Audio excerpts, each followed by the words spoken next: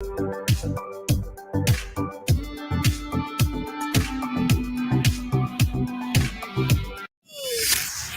by to launch FanStream Sports. 3, 2, 1. Let's start. Tour Sports. This is the JP Show. JP, it's so good to hear you back on the air. Stand by. Now, here's JP. All right, welcome into another edition of the JP Peterson Show, brought to you by our good friends at Emerging Investigations, Tampa Bay's #1 private investigation agency. You can find them at emerginginv.com. Good morning to you as we come to you from the home of the hottest team in baseball. The Rays have won 9 of 11, including last night's 11-1 thumping of the hapless Angels. They've got a murderer's row schedule coming up in September, so get every win while you can, as the Rays now are firmly entrenched as the top wild card, but still 8 games behind your Yankees. Welcome into the show. We've got John Gerber coming up at 11:30. He's going to talk some golf and give us his picks for the week for the Tour Championship. He's actually going to come in studio with us today, our first in-studio guest, so that'll be interesting. And good morning to you, Nick Geddes from Outsider.com. How are you? Did you stay up and watch the Rays? Did you watch Bethancourt throw 95 last night? Yeah, I did not turn it off at the end. I was able to see Bethancourt. You turned it off, huh? I turned it off. I was like, we're up 11-1. I got to go watch something else. You missed the two-way phenom. Otani was in the building, but we had the better two-way phenom last night, I'd argue. Yes, absolutely. Who knew that Bethancourt could throw 95? Well, I guess he was a pitcher in the Padres organization for a bit. The catchers always have strong arms. They do. They do. But 95. Yeah. Bring it. In 12 strikes out of 16. Yeah, I don't think he gets credit for the save. I don't think so. No, I don't think he quite qualified for the save. He would have been the 11th Rays player to get a save. That's got to be some kind of record. What an upgrade, though, from Brett Phillips meatballs to come 95. on, man. That's cold. That's so cold. The dude's out on the street now? Gonna be playing for the Savannah Bananas, and you want to diss his pitching? Listen, that was such a highlight. The Savannah Bananas, that's a good spot for him. That's a good spot. Kind of is. To do his kind of is. And by the way, if you're not watching or following the Savannah Bananas on social media, you're not a baseball fan. He's got to go. He's got to go do a weekend with them, right? Yes. Like at least. Like I want to see that. Get a camera crew to follow him. Baseball is fun again. And by the way, if you don't know the story of the Savannah Bananas, this is a great story. In Savannah, they had a ballpark that was just basically lying dormant. Some college kid that wanted to get into baseball promotion said, "I'll buy it or lease it for $1." And the city was like, "Yeah, whatever you want, man." And he's turned it into a packed house almost every single night. Yeah, marketing counts in baseball, folks. Marketing counts, and they get like, I think 8,000, 9,000, 10,000 a night now in Savannah during the summer because of the crazy stuff they do out on the baseball. Like the pitcher and they're doing flash mob dancing on the field, throwing a pitch. Like it's so much fun. The Rays could really take a page out of the Savannah Bananas book, but I digress. That was a good win last night. A lot of good stuff happening, and they're the hottest team in baseball. They've won 9 of 11 now. Last night, a lot of good signs of Rosarena with another 3 hits. Paredes got his first home run in 71 at-bats. Like to see him get going again. Bethancourt hit a home run and throws 95. Taylor Walls with a couple of RBIs. They were really solid defensively. JT Chargois came up and threw a perfect inning. He's been out since the opening day. Looked really good. Hit 95, 96 on the gun. I mean, they've got some guys coming back now. JP Fireisen is not far away. Doesn't look like Nick Anderson's necessarily going to be a factor. They sent him down to AAA, but this bullpen keeps getting deeper and deeper, and that's a good sign. It's a good sign. A lot of good stuff from the Rays last night. You almost forget how good Chargois is, honestly. And you see the difference in having him in there than having, Ralph Garza or Sean Armstrong or some of these other guys who we've had to kind of stopgap it with. And combine that with the fact that Pete Fairbanks is pitching like one of the best relievers of baseball at the moment. Jason Adam already is. Not too shabby of a nice bottom 3 there in your bullpen. Oh, and this just in. Tyler Glasnow threw 21 pitches off the mound to live hitters yesterday. Hit 98 on the gun.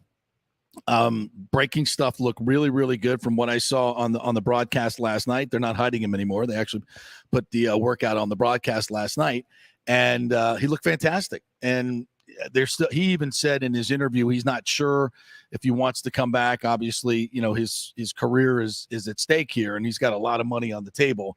I mean, if he gets injured again, you're looking at, I mean, just think if Tyler Glasnow comes back this year or even next year and throws the way he has been capable of throwing, that we've seen literally the most dominant pitcher in baseball. I mean, where's that free agent contract go in a couple of years? The Rays have him under control for one more year. So he'll be arbitration eligible. This will be his last year of arbitration coming up next year. So, what are they going to award? I think it's $6 million this year, probably close to that, since he didn't pitch this year. But I mean, his free agent availability is going to be unbelievable. And if he does come back and pitch well for the Rays next year, they're not going to hold on to him. They're going to trade him at the deadline. They have to. Well, they don't have to, but they will. So it'll be interesting to see what happens. I'd like to see him come back this year, but hearing him say that tells me that maybe that's not going to happen. And by the way, I would not, if I, as a Rays fan, I would not be pissed at him at all if he just decides, even though he's healthy, to not, and I wouldn't even say rush back, because what has it been, 14 months since he I believe had the surgery? 14, Yeah. So I wouldn't necessarily say it's rushing back, but hey, it's his decision. It's a lot of money on the table. It is his decision, but you look at the Rays the way they are. It's. I don't want to say do they need him to come back, because of course they'd love to have him back, but they're getting all these guys healthy in the pitching department right now. And the rotation right now is firing on all cylinders. Yeah. And I guess I want to see some more starts out of him, but I really loved what I saw from Luis Patino last time he was out there. That was a flash. I want to see more of it. I'm hoping that stay in Durham has helped him, and we have a new Luis Patino, a better version. Be tremendous. Because then you have a full rotation, and when you get to the playoffs anyway, you're rolling with 4. And you're rolling with 4 anyway. 3 or if you're 4. The Rays, you're probably not even rolling with 4. You're just going non-conventional all the way. Well, you go McClanahan, Rasmussen, and then, if Glasnow could pitch, I make him an opener for Yarborough. You got Kluber as well. And Kluber was fantastic last night. I don't want Springs to be left out of this, because he's been the 3rd best pitcher in my opinion. Kluber was fantastic last night. His breaking stuff, watching him pitch is his whole routine. The way he throws the ball is so easy, isn't it? It's he's got that demeanor on the mound where he just gets the sign and he just kind of rocks back, and then he's like, I'm gonna sit here and I'm gonna throw the ball at you. It's just so easy. He's got the same look on his face. He shows zero emotion.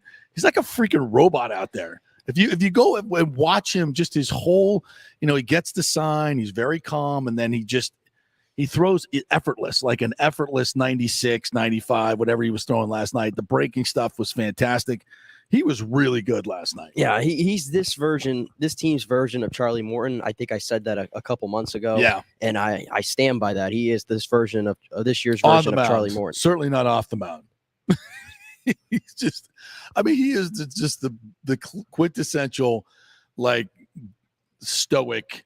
Yeah, we don't know player. Much about Corey. No, I don't think you ever will. No. He's very cliche, just very, matter of fact, just about baseball. And that's all good. I'm not saying it's bad, or that's just the way he is. He's just all business. Everything is coiffed perfectly. Everything is just in order.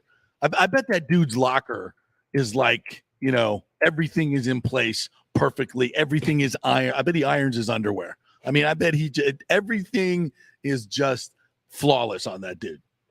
So he fits right in. And another player I wanted to shout out to, and you kind of mentioned him here, is Taylor Walls. Yeah. I think it's time we have to start giving him his praise. Big hit last night. He's had a bunch of big hits in this month of August. And he really has. I took a look at his August numbers here, and I know on the surface, these are nothing to get excited about. 2 home runs, 8 RBIs, 232 batting average, but he's raised his batting average by 20 points in the month of August. I know it's still under the Mendoza line, but it's getting back. It's starting to move up a little bit.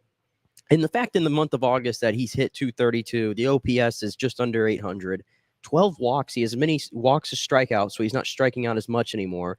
to me, in the defense, this has been his best month defensively.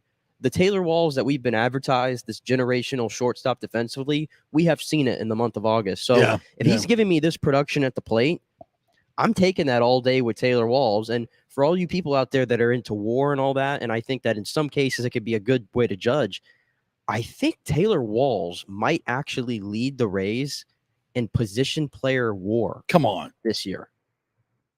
Seriously? Or Yandy's first, and then it's Taylor Walls. Seriously? Yeah. Well, his defense has been spectacular his defense lately. is that spectacular. Yeah, it's been really good lately. That he is second on the Rays in positional wars. Well, he's always made the spectacular plays, but the first few months he just had some brain farts, just some easy plays where he just throws the ball. He just gets too casual at times. But just recently he's saved runs right and left. Yeah. I mean, he's been really, really good. And I like this too. Did you see Trisha Whitaker's post last night about him? No. He started journaling after every game, and he writes it here, what he did well, what he can do better. And all of it is basically listing his at-bats and how he felt at the plate, how comfortable. Can you read his writing? I'm trying to, he said, I had a great, this is on the 22nd, so 2 days ago. I had great at-bats. I felt really comfortable and remained focused on my right-hand anchor, relax, but on shoulder and turn tight. I saw the ball extremely well, and it was patient. So that was like his first at-bat 2 days ago. And then he has like a similar paragraph like that for every other at-bat. So this is what he started doing. I'm interested in this, how they see it. I learned that I need to continue to work on using the, 4-hole right hand when they're shifting me, swinging easier and letting the ball get deeper. Oh, that's what he did. He hit it. He knocked it to the open area last night. Yeah. I'm going to continue to focus on my anchor both ways and work on beating the shift right-handed. Very nice. Very nice. Yeah. Yesterday they had him shifted. He was batting left hand and just knocked it. Just a nice, easy swing on a breaking ball. Just waited on it, really patient, nice, easy swing, like very Rod Carew-esque, just didn't hit it hard, just right through the opening. I mean, that's the way you get him to stop shifting you. Yeah, and that's why I say, if Wander Franco makes his way back at some point this year, I don't know if he will, but if he does, I have a hard time taking Taylor Walls away from his shortstop post. I have a hard time doing it. Obviously, you're going to find a way for Wander to play. Don't get me wrong. Yeah. But Taylor Walls, he can play second. He can play third. But Taylor Walls is proving that he's valuable to this team defensively. And if his bat's coming around, then you got to keep him in there. Is that why you got your Florida State shirt on today? Maybe. Your Taylor Walls? Might have something to do with the fact that we're 4 days away. That's maybe. Right. I was watching actually Mike Norvell's press conference yesterday, and also watching him running with the players. That dude's in shape. Oh, that dude walks the walk. He asks guys to do stuff, and he does it with them. That's very, very impressive. But I don't give a rat's ass about that. You better coach him up this year. I think there's a lot of people very excited about this season for FSU, but there's a lot of talk about Johnny Wilson, the receiver who's making, big time receiver from Arizona State he came over from, 6'5" or maybe 6'7", making big plays, going up and high pointing the ball. He was talking about him. So yeah, I'll be at the game on Saturday night. I'm heading on up. So we'll have a full report for you on Monday. It's Duquesne, but I think it's really good for them to get a dress rehearsal and to be able to go out there and just get it all together before LSU. That LSU game for FSU is huge. And I will be at that one as well in NOLA. It's so big for FSU to get that. If they can get that win and really start their season, start at 2-0, and just have a win over an SEC team. Because LSU is a complete mystery. Well, they've lost a lot of players. They got a new coach. The scuttlebutt is, Brian Kelly is not necessarily assimilating as many had thought despite his really, really good Cajun accent that he developed right away. I want to say the guy's a phony, but it just, from the outside looking in, this doesn't look like a really good marriage right off the top. And if FSU spanks him in New Orleans, it's going to get ugly early. I maintain he wins everywhere he goes. He does. And I know that it might just be preseason hype, but the SEC championship game odds came out. Georgia, Bama, Kentucky 3. Yeah. Whoever thought they'd be saying that? Yeah. LSU 4. Oh, come on. Before A&M? Yes. Come on. Yes. Max Johnson's at A&M now. He's not at LSU anymore. Yeah. LSU? Yeah. I told you they got the really good. You got the dual threat coming in from Arizona State, Jaden Daniels, right, who might start for LSU. That's a lot of new. And this is their first game. This will be their first game. FSU's catching them at a really good time. Maybe, but are we? No. I don't know. I'm going to be sitting here on that following. Who's going to have more talent on the field, though, honestly? Oh, LSU. Well, I don't know. I mean, I was reading an article the other day where there's 56 players that they've lost in the last year and a half, 2 years. Yeah, but that's a lot of players. Yeah. That's a lot of talent leaving. I mean, I know they've been loaded and they're always loaded talent wise, but and when new coaches come in, they have to get guys on the right page. They gotta, they gotta purge the guys that they don't like.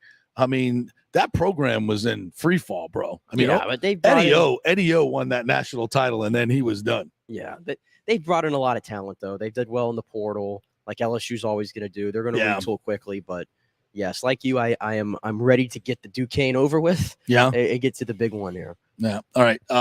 Well, let's get back to some of what happened last night at the Trop, and we'll get to the Bucs as well. Not a whole lot of news coming out of there, but we're going to give you the Todd Bowles press conference from yesterday. Antoine Winfield Jr. spoke yesterday, and I still want to play the Cam Brate just so I can watch his mustache go up and down while he talks. But to the Rays last night, we'll start with what I thought was a really good moment because this guy has not had a home run in 71 at-bats, and we need Itzhak Paredes to get going with the power stroke, and he got one last night. And there's a shot deep down the left side, and that baby is gone. That was a line drive. For Itzhak Paredes, and the Rays again lead by 2. It's 3-1. 106 off the bat. And then our dual threat, our Shohei Ohtani, Christian Bethancourt, who never know what this guy can become, but he's got some tools. Clearly, here's a nice little shot right here. Bethancourt is lined to right, struck out on a change, sends this one deep to center, dead center field. To the wall, gone, home run, just to the left of the 404 marker. Bethancourt has just unloaded his 4th home run in a Rays uniform and his 8th home run of the season. And that will make it a 4-1 game. And I think that's like his 3rd in the past week and a half. Bethancourt, so he's starting to hit pretty good there from behind the plate. I mean, he is hitting good. Yeah, but that ball that he hit out there, that's not an easy ball to get to. Oh, no. I mean, that's like 95, 96, going away from you, down, very down, and to get the barrel on that and to hit it dead center. Yeah, that was and to throw 95. The kid's he's got a lot of tools. I don't want to call him a kid. He's like 30. I think he's like 30. That's true. But he's call the other one a kid. Yeah, he's got some tools. Yeah. But we still got to fix the catching thing next year. But we'll see how that goes. But and Isak too. I mean, talk about somebody who needed that. By the way, I mean, it was obviously for the Angels. But do you have the Trout home run? Oh, I will load the Trout. Oh my! Oh, this was the only. This is 3rd time through the order. Kluber, maybe getting a little tired. Is the only breaking ball he kind of hung.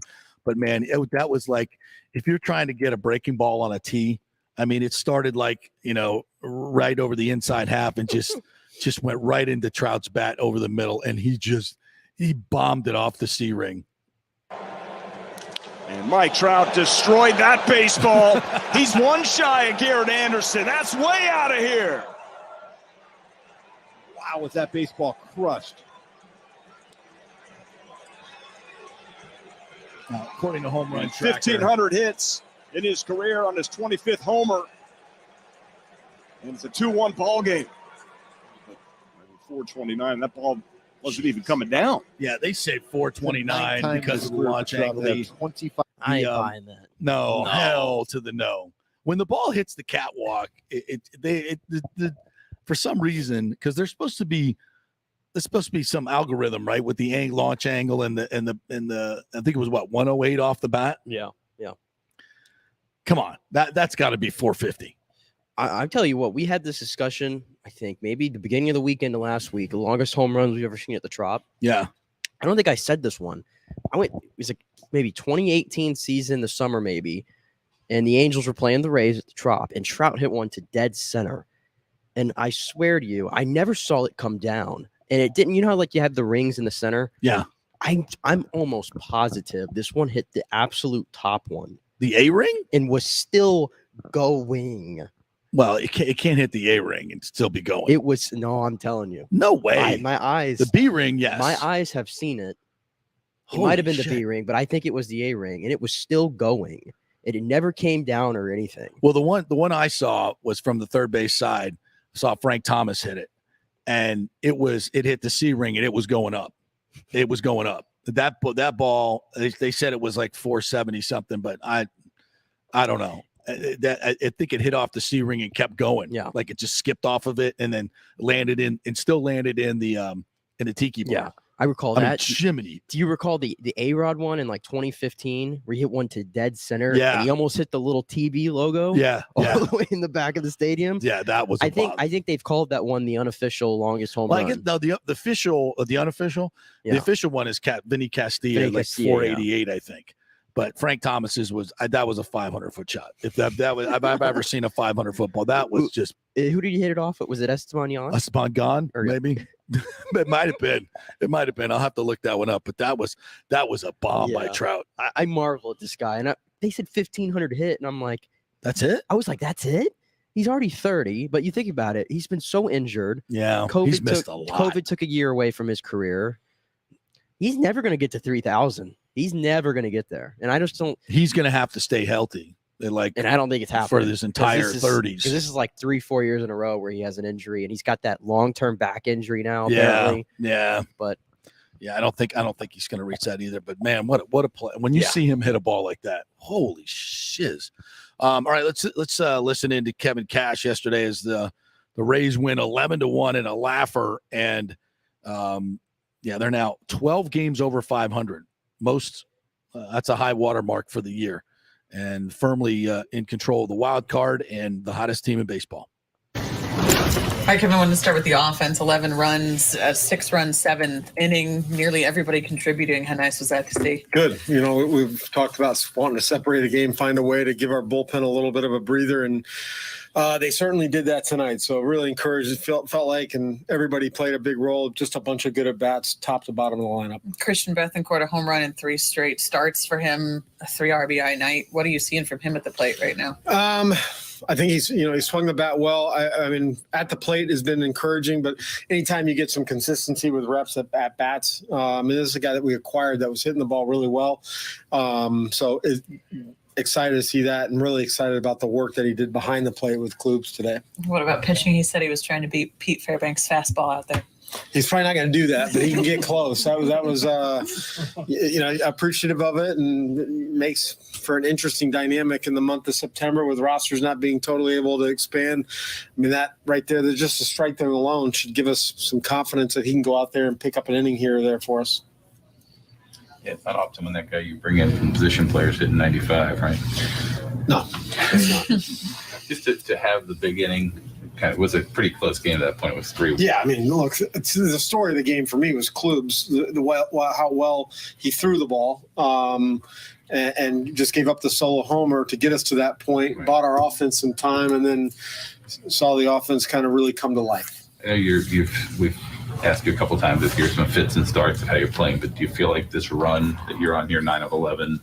You've got a couple guys back. You're scoring some more runs. You feel good about that? We should feel good. And, Randy's doing his thing. He's a big part of our team, our offense, and, us winning games. You got to play well to win games, and guys are playing really, really well right now. I think Randy's at the top of the list offensively. Right, and at the right time. Yes, much needed.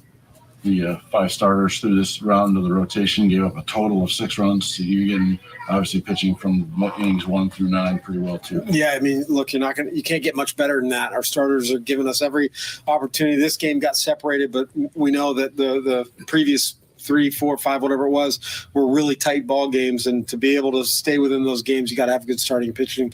Fortunately for us, we have. I touched on it. What's allowed Bethancourt to step right in and catch the way that he has? He wasn't doing that consistently in Oakland before he came over.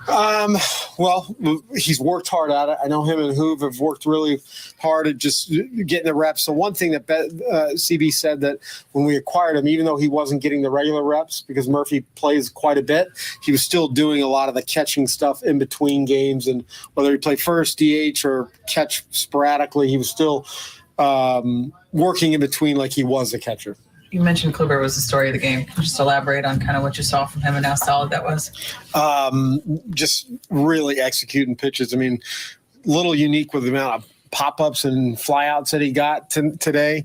They had an aggressive pro against him. I think he recognized that, and he, made those early pitches that much better, how efficient he was, and good for him. I know he was frustrated months ago back in Anaheim. I'm glad that he went out and had a really good start. Has Bethancourt just been kind of what you thought, or have you exceeded that to a certain point of what he's given you overall? I think he's been kind of what the front office thought when they acquired him, and I'm really impressed the way that he's come in and worked with our pitching staff.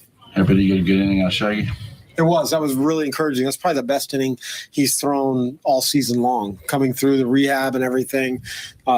He's got to feel good about that. We know when he's right.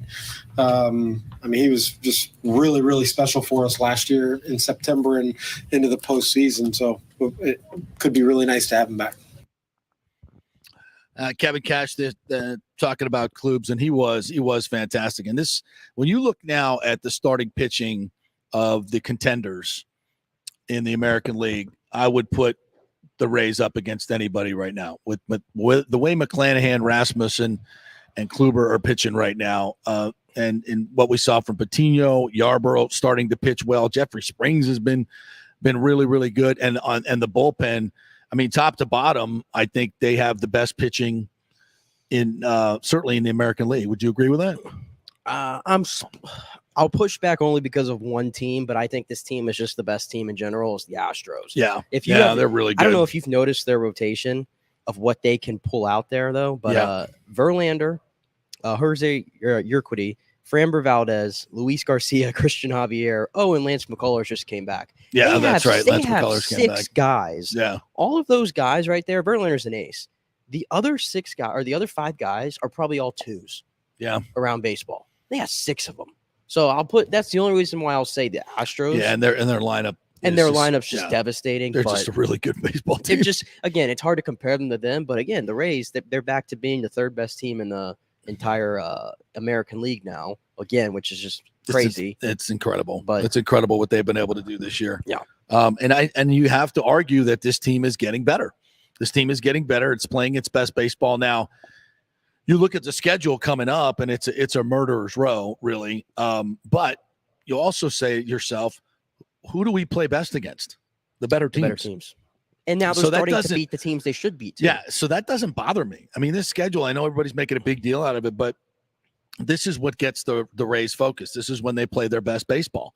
So, I mean, this is going to be a fun September. This is going to be a really fun September and October. Yeah, and I believe, don't they get some games against Houston too in this in September? Yes. I'm curious to see how they stack up to Houston, because I don't think they've either played them all year or they haven't played them in a long time.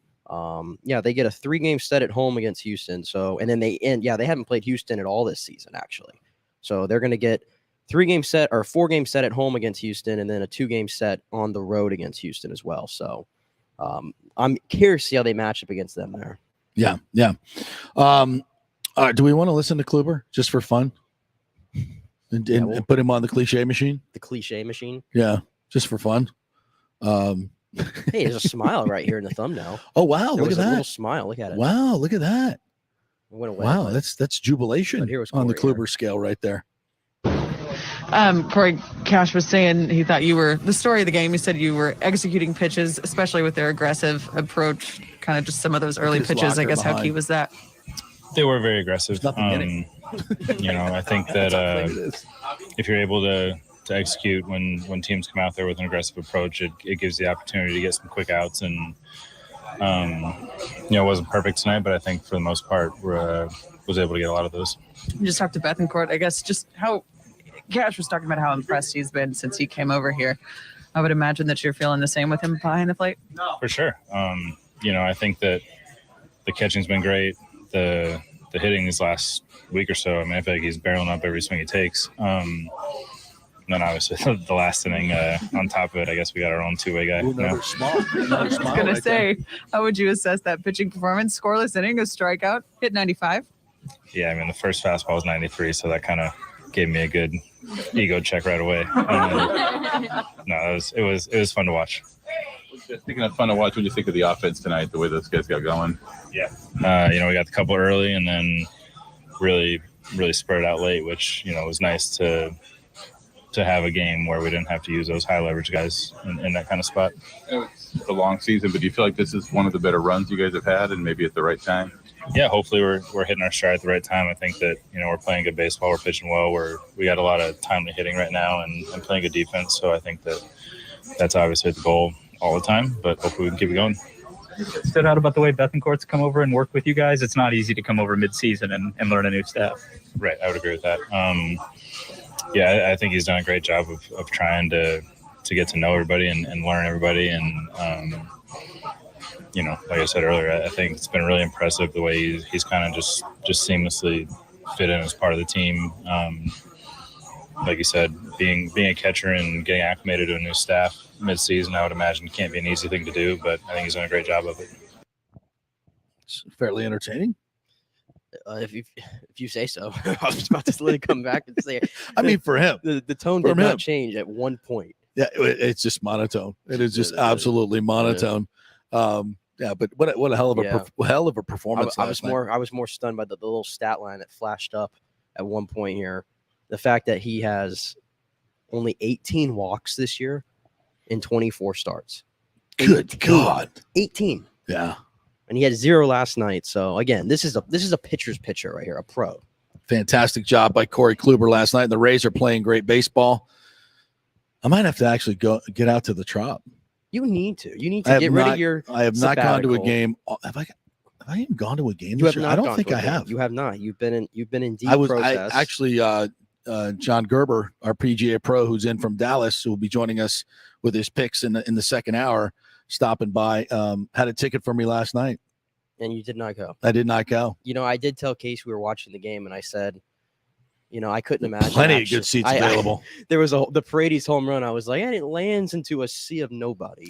And I thought, I'm like, yeah, I wouldn't be there on a Tuesday night. Like, no, I just wouldn't. Yeah, I got you. I got you right here. We got a 3-game set against the Yankees next weekend, Friday, Saturday, Sunday. I'll be in. There's your series. I'll be in NOLA. My goodness. Yeah, I'm going to NOLA for that. But I don't leave till Saturday. When do they come in? They come in Friday. They have a game on Friday night. Okay. Friday night. Maybe Friday night. There you go. Get my $75 tiki bar ticket. Oh, here we go. At the top of the, pay $17.50 for a hot dog. Another $20 for a. Yeah. You know what? I'm going to start looking into a refi. Are you planning? I'll call Scotty Fitz and see if I can refi and maybe take my girl to the Trop for a big night. Drop a couple G's. You have any ideas of what you're going to do with that hot dog at the baseball game? God. I saw it. I posted that on my Instagram the other day. I saw it. I couldn't believe it. Have you seen the Yankee fan, folks? We're not making this up. The dude, I thought I'd seen it all at a baseball game.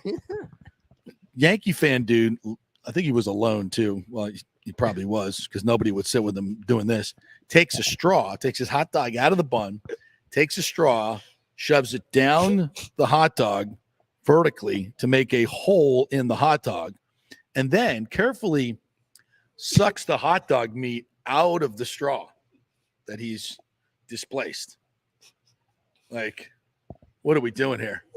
And then takes the hot dog, puts it into the beer, and sucks the beer out of the hot dog like a straw. And as I said on my post, this is the actual visual portion of Yankees suck. I mean, that's the meme. Yankees suck with him with his hot dog in his mouth, his own hot dog in his mouth, sucking a beer out of the hot dog. I don't know why it's funnier right now for me. I can't stop laughing over this, just thinking about the video. And he did it with such Emotionless precision. He wasn't looking around to see if anybody was looking. He'd done this before. He'd done this, like he's been doing this a long, long time.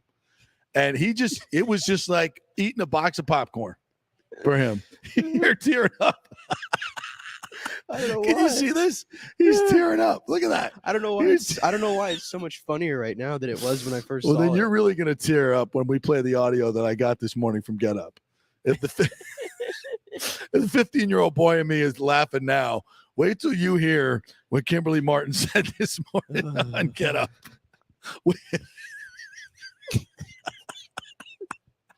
We're going to play that when we come back here on the JP Peterson Show, brought to you by Emerging Investigations, emerginginv.com, number one private investigation agency in Tampa Bay. Stay with us.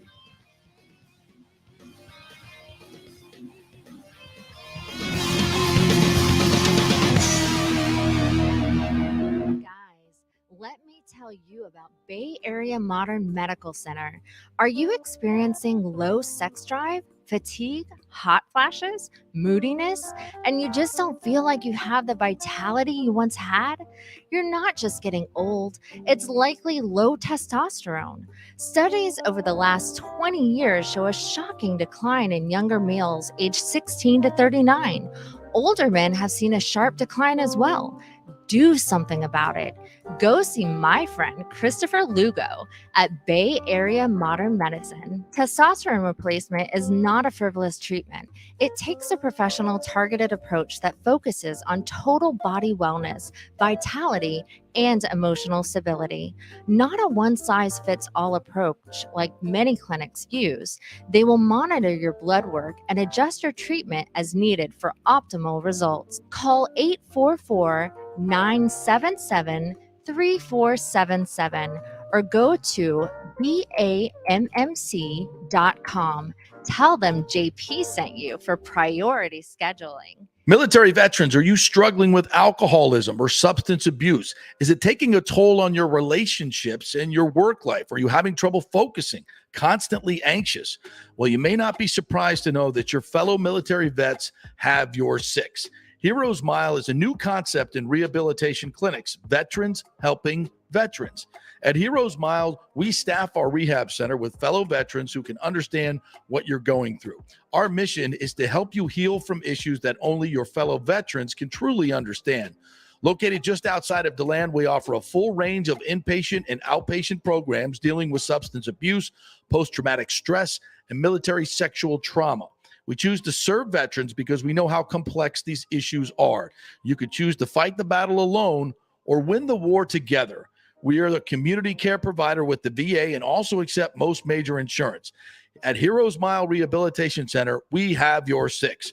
Go to heroesmile.com or call 888-VET-NOW-2. That's heroesmile.com or call 888-VET-NOW-2. Attention, if you are home shopping or looking for a refinance, and even if you already have the approval letter, you must call my man Scott Fitzgerald at American Mortgage Services. Scott has a brand new program available in the greater Tampa Bay area called the Community Advantage Loan Program. Get this, no money down, no mortgage insurance, no points, no origination fee, purchase or refinance, and loan amounts up to $647,000. Now, there are some application requirements. It must be a single-family home, one unit, primary residence, and have a minimum 640 credit score. The program only applies to certain neighborhoods, so you have to call to find out if you qualify. So call Scott Fitzgerald at 813-294-7595 or email him at scott@amstampa.com. Now, even if you don't qualify for that program, Scott will shop your loan around, get you the best rates, and won't charge you the huge upfront fees. And if you've had issues with your bank calling you back, Scott will return calls immediately or at least the same day. 813-294-7595 or email him, scott@amstampa.com. Scott Fitzgerald, MLS 386722, American Mortgage Services, 1000 North Ashley Drive, Suite 1020, Tampa, Florida. Coming back at you. Now, more with JP on FanStream Sports. It's only just begun. All right, welcome back to the JP Peterson Show. Brought to you by Emerging Investigations, our new sponsor. Love them. Tampa Bay's premier investigation agency. you suspect your spouse is cheating or involved in a divorce, and maybe their spouse is hiding money, or you got an ex-employee or current employee you need some information on, use the professionals at Emerging Investigations. They are a licensed and insured private investigation agency, family-owned and operated, the ideal resource to secure evidence and validation, allowing you to make informed decisions on life's biggest matters. Led by industry executive Brian D'Antonio, Emerging possesses the experience and resources to get the needed results. They maintain an excellent reputation as a premier investigation agency, and they are known for results. You're not just hiring a PI, but an organized, dedicated team using state-of-the-art technology. Many local attorneys, insurance agencies, and your concerned neighbors all count on emergency investigations. Just go to their website, emerginginv.com, or call 813-291-FACT. That's 813-291-FACT. All right, we're going to get to Todd Bowles here. We're going to hear from Cam Brate, Antoine Winfield Jr. But first, just a little thing I got on Get Up this morning. By the way, it seems every morning they tease something Tom Brady and Bucs related. And of course, it once again, it was the discussion of how the offensive line is a disaster. And I was just reading a Pewter Report article that went back and did a film study of Hainsey and Luke Gedeke. And as I said, this narrative that Gedeke was just awful the other night is frankly just silly. It's silly. They did a tape study of it. I think they had him winning on 18 of 19 of his reps. I think he got a little tired as the game went on, which is something he's going to have to build up. I mean, he's going to have to play 4 quarters if he gets to start in Dallas. And I think he will, by the way. But I mean, when you look across the offensive line, you have the best tackle tandem in the game for me, and Tristan Wirfs and Donovan Smith. Tandem. I don't think you'll find any better, because Wirfs is the best right tackle, and Donovan Smith, I'd say now is probably a top 8 left tackle in the game. And I think he's just coming into his prime, really, and has gotten better every single year. You've got in Shaq Mason, the 5th best guard according to Pro Football Focus last year. Hainsey is a guy that I think we've seen so far, and I think Pewter Report graded him out in the high 70s, I think, for this last game, and he's just starting. Again, I would still go out and get a veteran and bring somebody in. I think it gives you better depth, and it gives you a better situation. But I don't. And Gedeke's a second-round pick, right? I mean, yeah, second-round pick. Yeah. So he's obviously a small school kid, but I see a lot of Ali Marpet in this guy. I really do. I will say this about the offensive line. Maybe this has been overlooked. Tom Brady, since he's gotten to Tampa Bay, has led the NFL in downfield completions past 20 yards down the field. And a lot of that is because the protection has been so great in front of him. So that's the one thing I will, let's see how different this offense looks a little bit if the protection is not as, listen, it's not going to be what it was last year. Last year, offensive line, that was one of the best offensive lines I've ever seen with my own eyes. I mean, every game they dominated just about. 22 sacks given up, least in football, and the most attempts. 741. So, I doubt that's ever happened in the history of the NFL. Maybe it has, but I mean, it's definitely the best Buccaneers O-line I've ever seen in my life. That's not even close.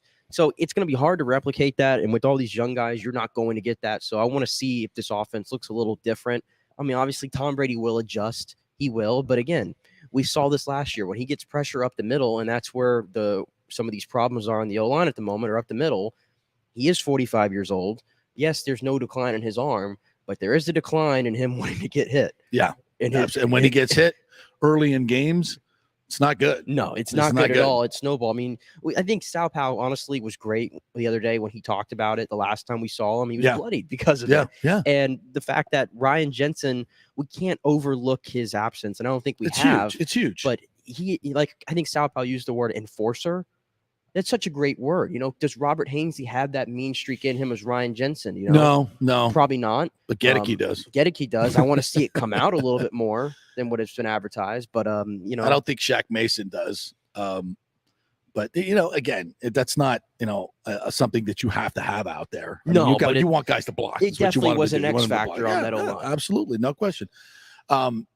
Sometimes to his detriment early with the Bucs. I mean, he had some really stupid and bad penalties that he got rid of. But he's been fantastic, no question about it. So we'll get to more Bucs talk in a minute. So I just wanted to get to this. And by the way, Tim Hasselbeck was the first to say when talking about the offensive line that he doesn't think it's a big deal. While everybody else at ESPN is, the roof is falling and everything. He's like, look, he's Tom Brady. He gets the ball out 2.5 seconds. He makes everybody around him better. He's played with a lot of nobodies in his career on the offensive line. So he just didn't think it was that big a deal. And I agree with him. He'll find a way to figure it out. And the Bucs will find a way to deal with it in terms of their blocking schemes and helping out Gedeke, and they could do some stuff scheme-wise because they have the best quarterback in the game. But the discussion also started to be about you've heard Tyreek Hill come out and say, oh, Tua's better. He's more accurate than a much more catchable ball than Patrick Mahomes. And then we had, who was it? Devontae Adams, saying that I think Derek Carr is better than Hall of Famer. The Hall of Fame, yeah. I mean, it's like, what is more obvious than a new receiver going to a team and praising the new quarterback that they want targets from? I mean, what's he gonna say? The Derek Carr one, I understand because I was just Fresno State guy. Yeah. The Tyreek Hill one, he's just that's typical. He's just pandering. Yeah. You're just pandering. So Kimberly Martin wanted to make a point that Patrick Mahomes should use this slight as a motivational tool. And how it came out was just, got my 15-year-old inner boy chuckling. And everybody else on the set as well. Here we go. Like, okay, guys. I understand they're asked questions and they got to answer honestly, but it just seems like a bit much. And I need Patrick Mahomes to have that Brady, Aaron Rodgers chip on their shoulder. Well, they remember every little thing that's said so that when the season starts, Patrick Mahomes is like, okay, you think my bones don't look as pretty as Tua's? Like, let's go. That's what I want to see. You think Mahomes can use this for fuel? No. Let's get past that. He can. Yeah, he can use it as fuel. But here's the thing, though. When you look at a guy like Patrick Mahomes, before everyone wants to cancel all of us on social media, just understand what we're saying. Everybody else, you can hear him in the background. Phenomenal for the Kansas They're City all Chiefs. laughing. But when you look at a guy like Aaron Rodgers who can manipulate you with his mind, who can dissect any and everything, Martin, I think that's Harry's who still you trying to hold it together between those two guys. Yeah.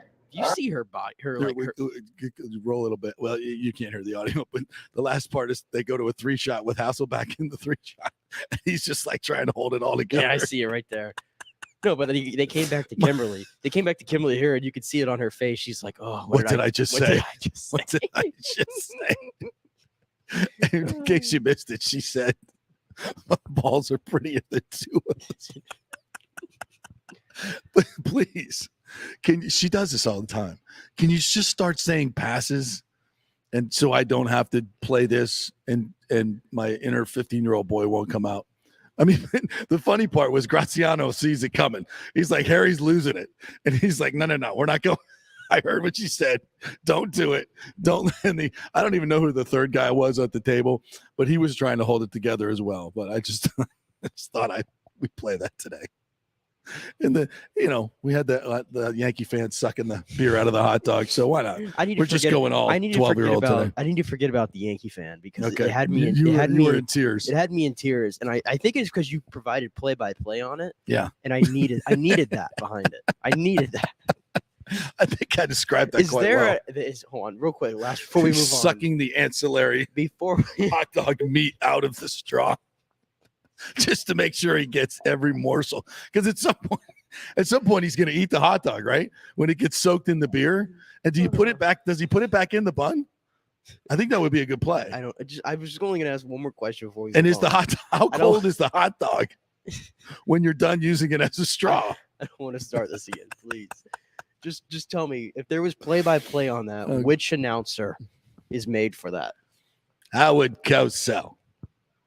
Okay. Howard Cosell. We would go back in time and see how this young man, this Yankees fan, is manipulating his straw, No, you need John Madden process. On that, to be honest. Oh, you could, yeah. John Madden would have had the diagram circling it. You're right. You're absolutely right. John, I would go Vin Scully on play-by-play and John Madden on color. Yeah, that would be good. John, that would see what he's doing right here. You gotta take the meat. You gotta make the hole right here. See what he's doing right here, and then boom, You take the straw out, and then you suck the straw right there. So you got to get all the meat out, right? Exactly. And now you just, that would absolutely be John Madden. We got to get what's the great voice impressionist guy? What am I thinking? Frank Caliendo. Frank Caliendo. Kelly doing How has Madden. he not done that yet? Doing that, he will do that. Let's send it to him if he hasn't done it already on Twitter. Maybe you better check his Twitter. John Madden calling play-by-play of the Yankee fan doing the meat straw. The meat straw. Okay, I bet he's already. If he hasn't done that, has to be a request. He needs to do one. Oh God, how funny would that be? I could listen to this guy for hours. No, do his stuff.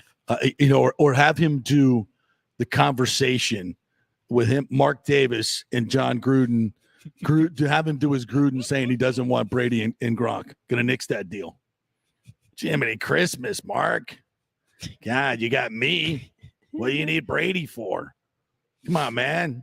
We don't need Brady and Gronk. We got Jason Witten and Derek Carr. Come on, man. Come on. What do you need? So he could do it way better than I can. Way better than I can. All right, let's listen. Let's listen to Todd Bowles talk about his football team and the return of Tom Brady. 2 days in a row of practice for Brady. How about that? Well, I got to recover here to get Todd loaded. Okay, get Todd loaded. I got to get all the laughs out of me. I know Todd's not going to give me any. By the way, while you get that loaded up, Chris Godwin, he was asked yesterday. You'll hear this. Will he be ready for their first game? I mean, when you watch Godwin out there, he looks completely normal. And keep in mind that they're doing obviously tons of diagnostic tests on his knee as far as how much weight he can push and all the different testing that they're doing to get him back. They'll have a baseline number for him on all of his knee exercises and flexions and all that stuff pre knee injury, and they'll see how close he is to getting back to all those numbers. And if those numbers line up, that's the thing. A lot of people are like, well, we don't want to rush him back. We need him for the long haul. But the bottom line is those first 4 games are so important in terms of tiebreakers down the road. I would never rush him back early, but if all signs are pointing towards he's healthy and ready to go, and when you watch him play and cut and make cuts, he looks like Chris Godwin. I don't know how you keep him out of the lineup. Just, let's give it a couple more months. I guess you could. It's only going to get stronger, but if all the numbers are right, it'd be hard not to put him in there. All right, here's Todd Bowles.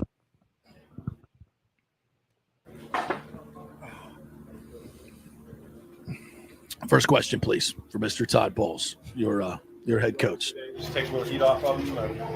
As they went inside. Yeah, we play indoors. So after I heated one yesterday, we decided to go inside. That's right. Their first 2 games are indoors. This morning. Huh? There was some music for stretch it. It was music the past couple mornings. Hard-hitting questions are starting early. Down in the slotted time for quite a bit actually down there. We're trying to get the nuances down for him. Everybody else pretty much knows it.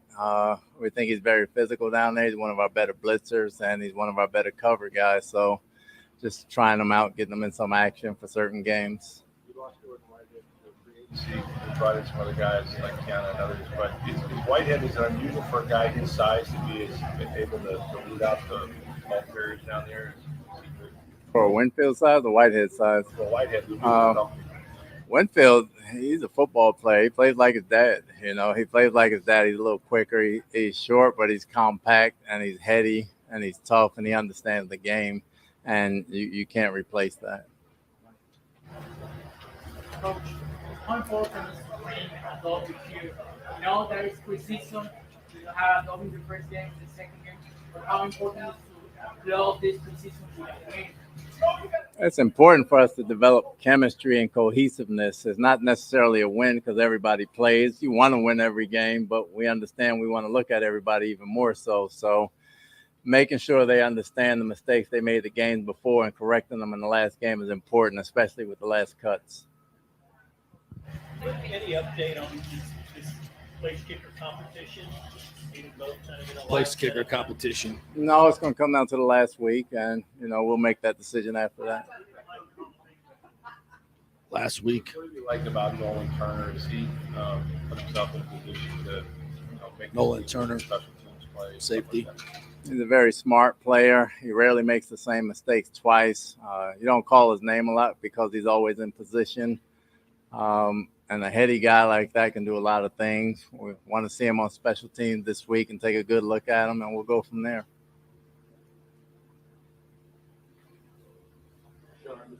Some special teams work as well today. Is he in that mix?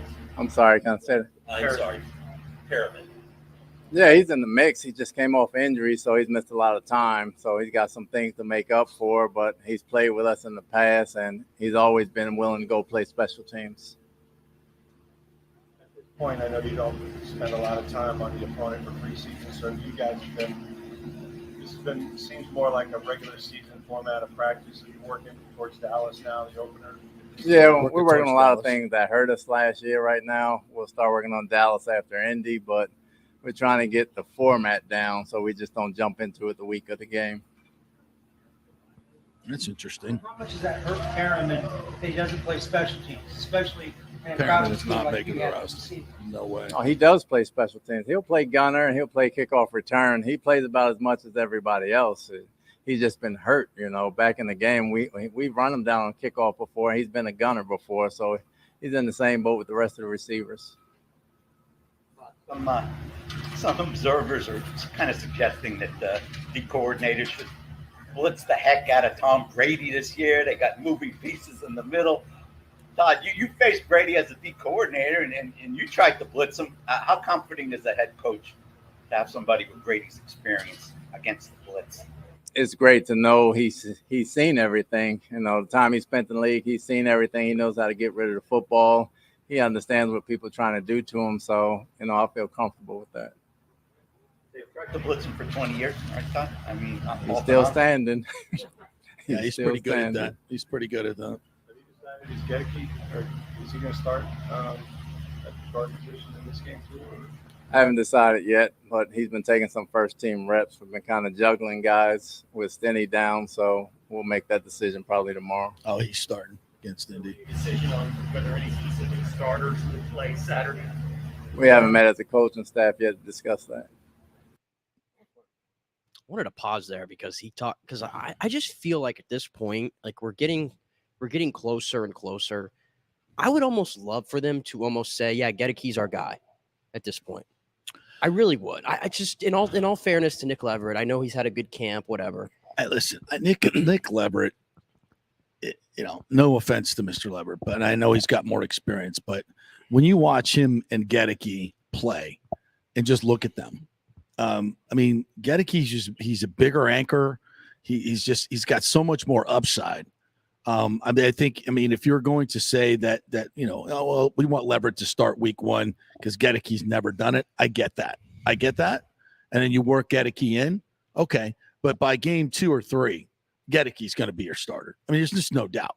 So maybe you just throw him in right away against the Dallas team that I'm trying to think who they've got defensively. Micah Parsons is the best player of that defense, yeah, he's going to be outside. coming on the outside. Yeah, he's on the outside. I don't think they really interior have much. guys. I'm not thinking. DeMarcus Lawrence is in there, but yeah, again, I think he's more on the outside. Yeah.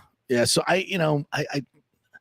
he's going to be the guy by the end of the year. By midseason, he's going to be the guy. So do you just go ahead and throw him in the fire and let's go? I was saying it more of a confidence thing for Luke Gedeke. I understand it's a competition and you want that competition, but I want at some point for them to be like, yeah, you're our guy, Luke. Like, get out there. Well, I think everybody knows that at this point. I think everybody knows that unless they go out and get, if they sign a JC Treader or sign an experienced center or trade for one, and then I think you move Hainsey to left guard and you're a better team. Hainsey's played there. He knows the system. Yeah. I just think you're a better team that way. And there's no knock on Hainsey and it's no knock on Luke Gedeke. I just think, if you have the opportunity to do it. And then you can bring Gedeke along at your pace and you're not throwing him out there, from Central Michigan to freaking, 100,000 people in Dallas, screaming at you. It's going to be one hell of an environment that he's never experienced before. Nothing like that. So, and I think, and you also have depth and I'd be shocked if the Bucs don't add an experienced interior offensive lineman. But that being said, it's going to be his job. That's why you drafted him. Yeah. And the kid's got the tools to do it. I think he's proven that. It's just a matter of time. And I think he can be a good one too. I see a lot of Ali Marpet in him. I really do. No, I know the Bucs hope that's the trajectory there. And then the other thing you said, about Harriman, you're like, he's not making this team. And I know no. Here's a thought though.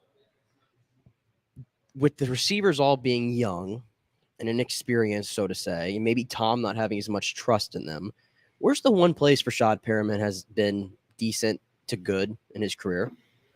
Here. Yeah. With Jameis. And he's been in the league now for in this offense. God, I want to say he's been in this league for now almost 9 years. Yeah, 9-10 years. So there's a lot of experience there. This is an experienced group. He can run.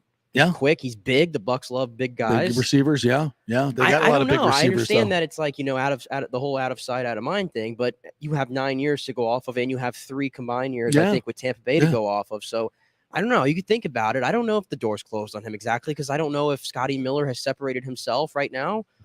See, the Scotty Miller thing, to me, it's nothing to do with this preseason or anything. To me, Scotty Miller is about, we've seen him play in real games. This preseason, him catching balls from Kyle Trask is meaningless. I know what Scotty Miller is in the NFL when it counts with Tom Brady. But it's been a long time since we've seen seen that, though.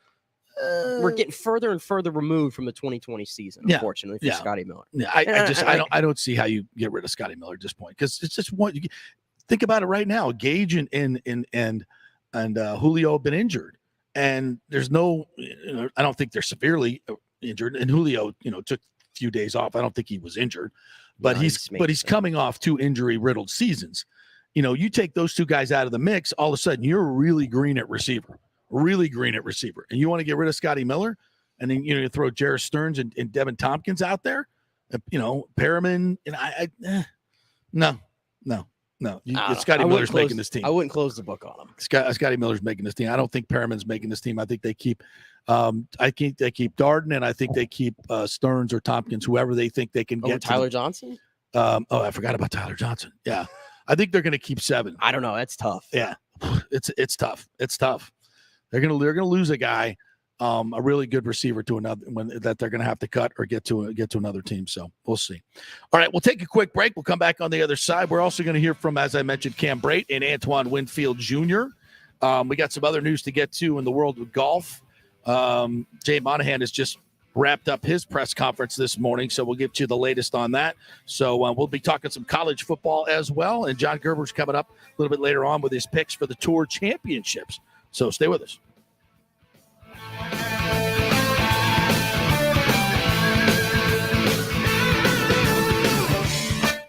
JP here for Emerging Investigations, Tampa Bay's premier investigation agency. Do you suspect your spouse is cheating or involved in a divorce, that your spouse is hiding money, an ex-employee or current employee with suspicious behavior? Is there a criminal matter you need help with? If you need information you can count on, using the professionals at Emerging Investigations is a slam dunk.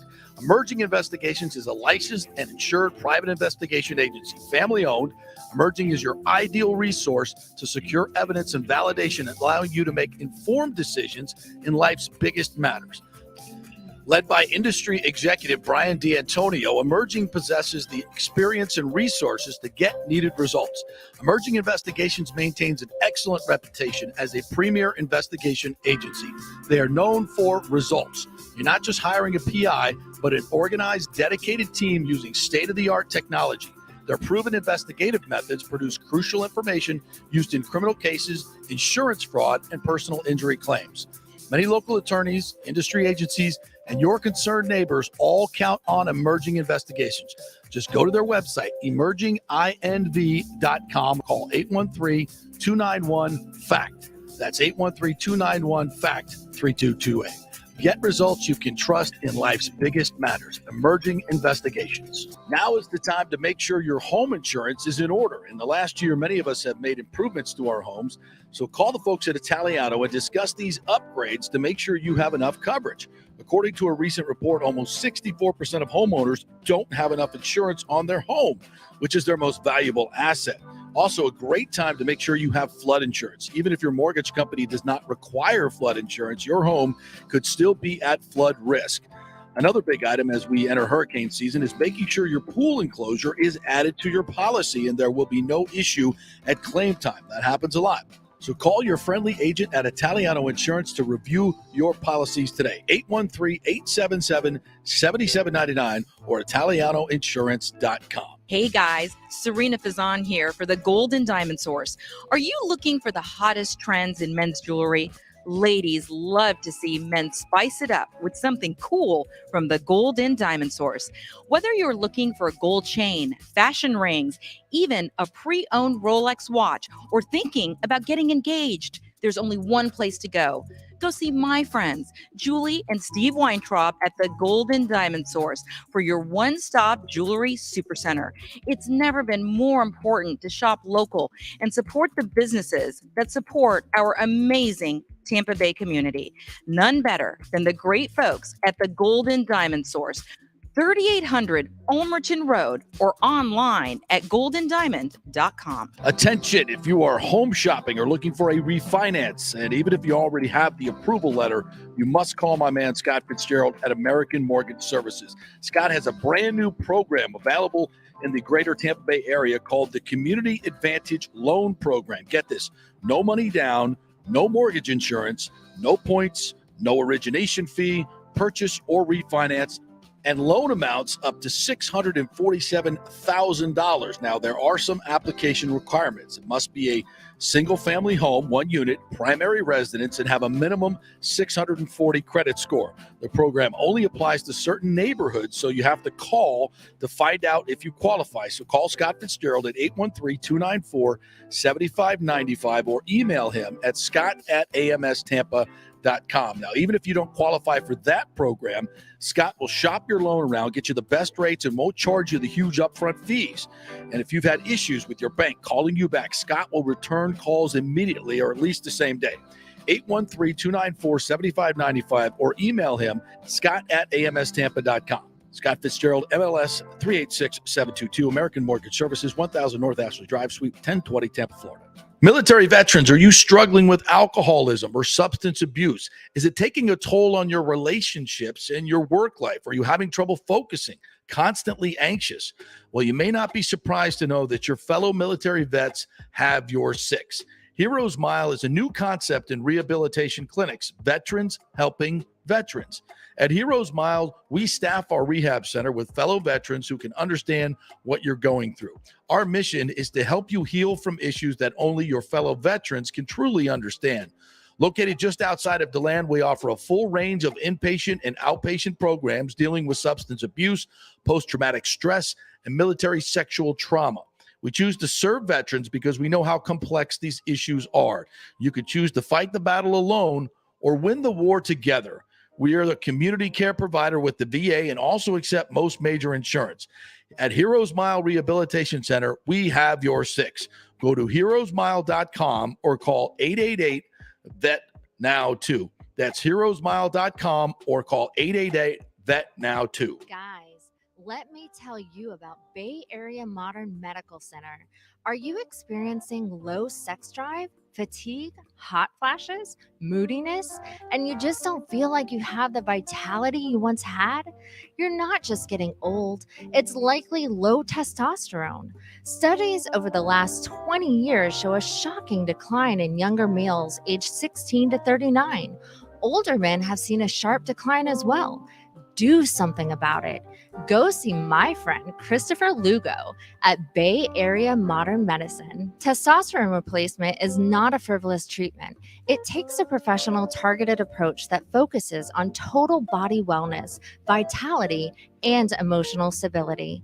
Not a one-size-fits-all approach like many clinics use. They will monitor your blood work and adjust your treatment as needed for optimal results. Call 844-977-3477 or go to BAMMC.com. Tell them JP sent you for priority scheduling. Ladies and gentlemen, let's rock. This is FanStream Sports with JP. All right, welcome back to the JP Peterson Show, brought to you by the great folks at the Gold and Diamond Source. Guys, if you're looking for some of the new fashion jewelry, a lot of guys wearing jewelry these days, becoming much more mainstream, looking for a chain or something you could design yourself, a la Wander Franco. You could get something like that over there, whatever you want. They'll design it for you. You can design it, help them design it, and they'll build it for you. They can do that at the Golden Diamond Source, or the fashion rings, watches, bracelets. Guys, if you're looking for some really, really cool stuff, they got it at the Gold and Diamond Source. Go check them out. Obviously, if you're looking for an engagement ring, there's no better place to go there. They've got the best prices, the best selection, and you can trust them. You can trust them, folks. Do not buy a diamond online, for God's sakes. You have no idea what you're getting, what you're paying for it, all that. The prices may look great, but there's a reason for that. You want to deal with folks that have been in this market for decades, and that's the Gold and Diamond Source. You can trust them. They've been around. Julie and Steve Weintraub do so much in the community as well. So keep that money local and support the businesses that support your community. None better than the Gold and Diamond Source, 3800 Omerton Road, always online at thegoldendiamondsource.com. Johnny Gerber's going to join us here in just a little bit, but here's some breaking news a la PGA Tour. So I throw my camera back up. Sorry about that, folks. I know you want to see us. The PGA Tour has found a lot of money suddenly. This is what the players have been complaining about. But suddenly they found a lot of money. PGA Tour is doubling its player impact program from $50 million to $100 million in 2022 and 23. It will reward the top 20 players now, which has increased from 10 based on measurement criteria and data to reward players who resonate most with our growing fan base. The PIP criteria will eliminate certain social media criteria and expand awareness criteria, including internet searches, general awareness, golf fan awareness, media mentions, and broadcast exposure, et cetera, et cetera. They're also bringing from, let's see here, 15 million. They'll have 12 elevated tournaments now that will have purses between 15 million and $20 million. So all of this coming after the players only meeting last week that did not include Commissioner Jay Monahan, and Tiger Woods and Rory McIlroy were there and certainly leading the charge here. So very interesting. And also Rondé Barber, been texting with him this morning. Obviously he's the chairman of the Valspar, and say the tour is making more changes, great changes to combat LIV. He will join us tomorrow around 10 o'clock. So that's cool. We'll chat with him about golf and football, as he's been doing a great job, obviously, on the Bucks preseason games, along with our good buddy Dan Lucas and Chris Myers. Got to get Chris on the show too. Love having Chris Myers on as well. So we'll have Rondé tomorrow, right off the top of the show, 10 o'clock, and we'll talk some golf and some Buccaneers. Any other major stories out there that, we don't try to bring you guys too many national stories, waste time with that. We know you love to hear Bucks talk and Rays talk and Lightning in college football. So, we'll get a little bit more into Florida State tomorrow, and Florida also, as they get set to take on a very good Utah team, and USF taking on BYU and their opener as well. Can't wait to see Gary Bohannon in that group. Can't wait to see the average transfer perform against BYU. That was tongue-in-cheek, USF fans. You're a UCF guy, so it's all your brethren that are just trashing Gary Bohannon. I love it, though. I love it when the two fan bases go back and forth. But the Timmy McClain thing, though, and I wish the best for Timmy McClain. I hope he has a tremendous future. But it just seems like he got caught up in an emotional whirlwind there. And if he had other D1 offers like he said he did, why the hell would you go to UCF in this situation? Because he's not going to be able to play. Why would you transfer? I just don't get it. You're one snap away. You're in an offense that you're growing with. You've got a lot of teammates here that love you.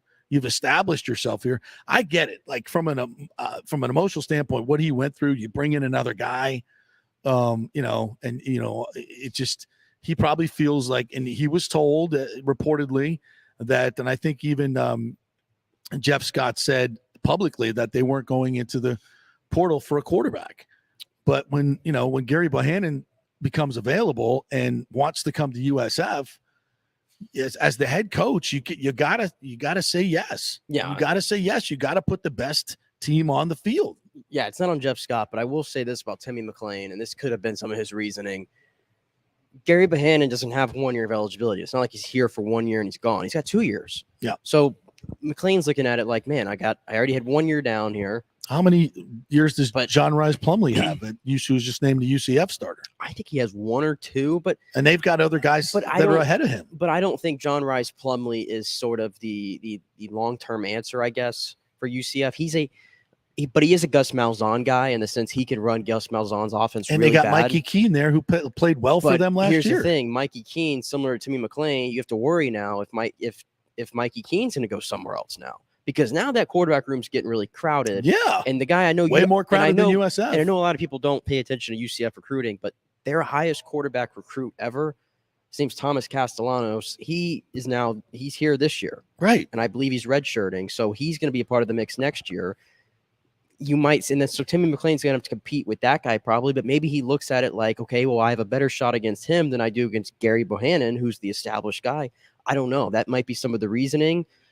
I mean, maybe he didn't want to leave the state of Florida, because I mentioned that some of the offers were Wisconsin, Penn State. Maybe he's just like, man, cold weather. I don't want to be there. I'm a Florida kid. I mean, that's part of it as well, in a sense. I mean, I just think when you're one snap away and you're established as the backup, and I got to believe that Jeff Scott had a package for him to come in and play in games, maybe 2 or 3 series a game. Mm-hmm. Why you would leave? I think it was an emotional decision that he's going to regret. But I wish him the best. Yeah. I wish him the best, because I think he's very talented, great young man. I just think that was not the smartest decision, but we'll see. And he has obviously a lot more information about it than I do. So Speaking of great young men, I'll put this out here. This came down this morning. Shaquem Griffin, if you recall, from UCF, has announced his retirement from the NFL today. After 4 NFL seasons. So that's a guy right there. If UCF wants to ever put a statue of somebody outside the stadium, I think he probably is deserving of that, because he was the heart and soul of that team in so many ways. And I think the first real time I saw him play was in that game against Auburn. Yeah, that was his introduction to the entire college football world. Phenomenal. What a story. Yeah. What a story. I mean, one of the most inspirational stories. He should be, and he's a great young man. He's got a great life ahead of him as a motivational speaker. I mean, just a tremendous story. He lived it. He did it. I mean, literally a one-armed football player. One hand. I mean, dominated that year. That dominated against SEC competition. Yeah. Dominated and played in the NFL. Yeah, he made it to the NFL. Yeah, I mean, come on. How many people could say that? Point whatever percent of players? Yeah. He Insane. did it. And his brother also, I believe, got paid big time last year by the Jaguars. So yeah. What a success story for those brothers. So hats off to you, Shaquem Griffin there. All right, let's get back to a little bit of Buccaneers here. Let's hear from Antoine Winfield Jr., who I think is pro. I think he's going to make the Pro Bowl this year. I'm going to call it. Didn't he make the Pro Bowl last year, I think? No, it was all rookie, but I don't think he made the Pro Bowl last year. I think he made the Pro Bowl last year. First of all, I'm just surprised you actually said his name correct. Which is fantastic. Which is very fantastic here. Well, I remember his pops. Well, here he is.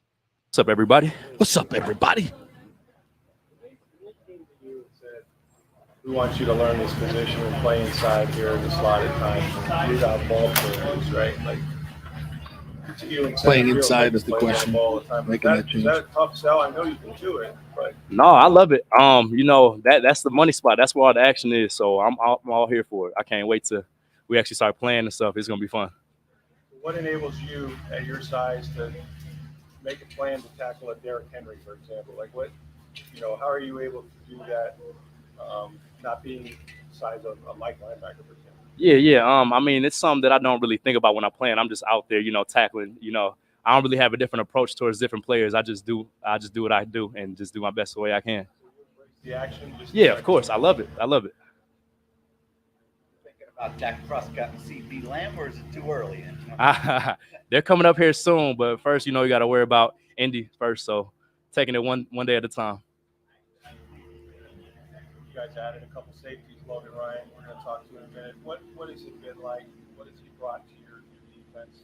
Yeah, it's been fun. He's a vet, man. Great player, super smart. So having him in the room has been great, just to pick his mind about different things, different coverages, and the way he sees the field. So it's been great to have him in there. Anything specific that he said to you or pointed out in your game that really struck you? Yeah, it's just more so just talking to him about how he thinks I should play this situation versus what he's done and what's worked in the past. So it's just been little small things like that that I've really used him. What's impressed you about Nolan Turner? It looks like he's got a bona fide shot. Yeah. Yeah, for sure. He's very smart, very cerebral. He picked up the scheme fast. You know, he's out there running with the ones, running with us. And, you know, he's just very smart, and he just picked it up extremely fast.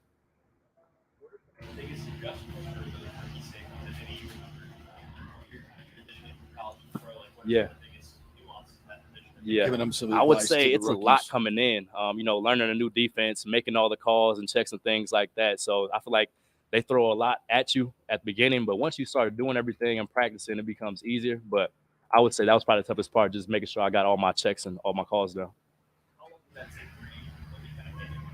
I would say probably midway through camp, my rookie year, I felt pretty confident and comfortable. Yeah, same way. Yeah, he picked it up so fast. I'm like, yeah, he's got it. Yeah. Preseason is a funny thing in the NFL these days because there's only 3 games, right? And yeah. You have these joint practices where I know you get a lot of good work. How much do you want to be in a game situation before you get to Dallas? I mean, is there? Yeah. Yeah, of course, man. I want to play, so I want to go out there and tackle. You know, it's been a while since we actually tackled and took people to the ground, so I'm ready to go out there and hit something. Have you had many talks with Rondé Barber about playing DB in this league and the slot? And have you talked to him a lot? You know, I haven't really much. I would say one person that I do talk to all the time, obviously, is my dad, because he played in the slot as well. So once I told him that I was moving there, he was like, "Oh, that's great. Like, I can't wait to like start going over like the film and everything with you," because he played a lot of slot in his career too. He's super smart in that area. Go seek out Rondé? No, he did. Wants to keep it to himself. That's interesting. I'm sure Rondé would help him out. We'll ask him tomorrow. That interception against the Colts. Does that just kind of demonstrate what you're able to do in terms of your range and big playmaking? And what do you think about being among that group? Yeah, man, it was cool. You know, I grew up watching it. I would always look and search up the safeties that made the list in previous years just to see like what they did, you know, just to try to better myself. And it was just a surreal moment to actually be a part of the top 100. So what do you remember about that play? I mean, that's one of the you had a bunch, but that's one of the signature plays. Yeah, I just remember I remember just seeing the ball in the air and just going up and high pointing the ball and just making a play, really. Yeah. I guess what do you remember about his early days that he was first kind of getting adjusted and where have you seen him grow the most since? Yeah, we came in together, same class. So you know, went to Minnesota together and then came here together. So it's been cool to see his transition over time. But coming in early, you know, he was just like myself. We both played as freshmen, and we kind of just grew and just continued to get better and better. And so I feel like every year Tyler continues to get better, and in all aspects of his game, whether it's his route running, his releases and things like that. So I feel like he's continuing to grow.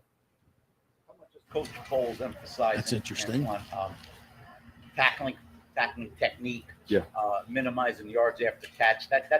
He wasn't happy overall with that last year. Yeah, we got to make sure we do a better job. You know, that's our job, to get people down and tackle well. So it's been a huge emphasis on that, and that's something that we're going to continue to get better at.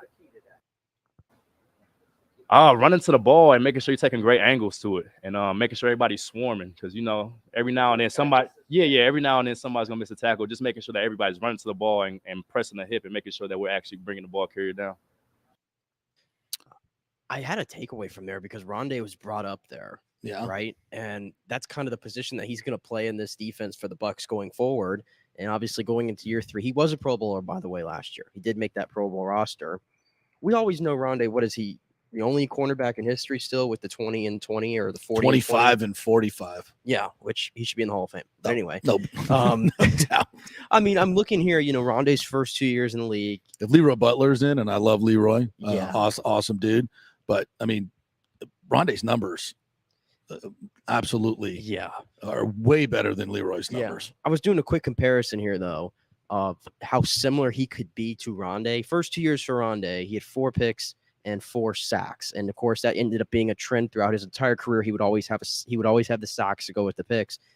We don't talk about Antoine Winfield. I think first 2 years, 3 picks, 5 sacks already for him in the first 2 years. 5 sacks as a safety, and he's going to be playing more down in the box. He's this been year. playing more down in the box this year in that kind of Rondé role. So I know he said he hasn't talked to him. He talks to his dad. Of course, why wouldn't you? But I think there might be something there that he could really play that role, and let's see if he continue to be that type of player for the Bucs now. Yeah, I just when I first watched him play, it just popped off the screen that they just played the same way. They're always around the ball. They tackle so very well.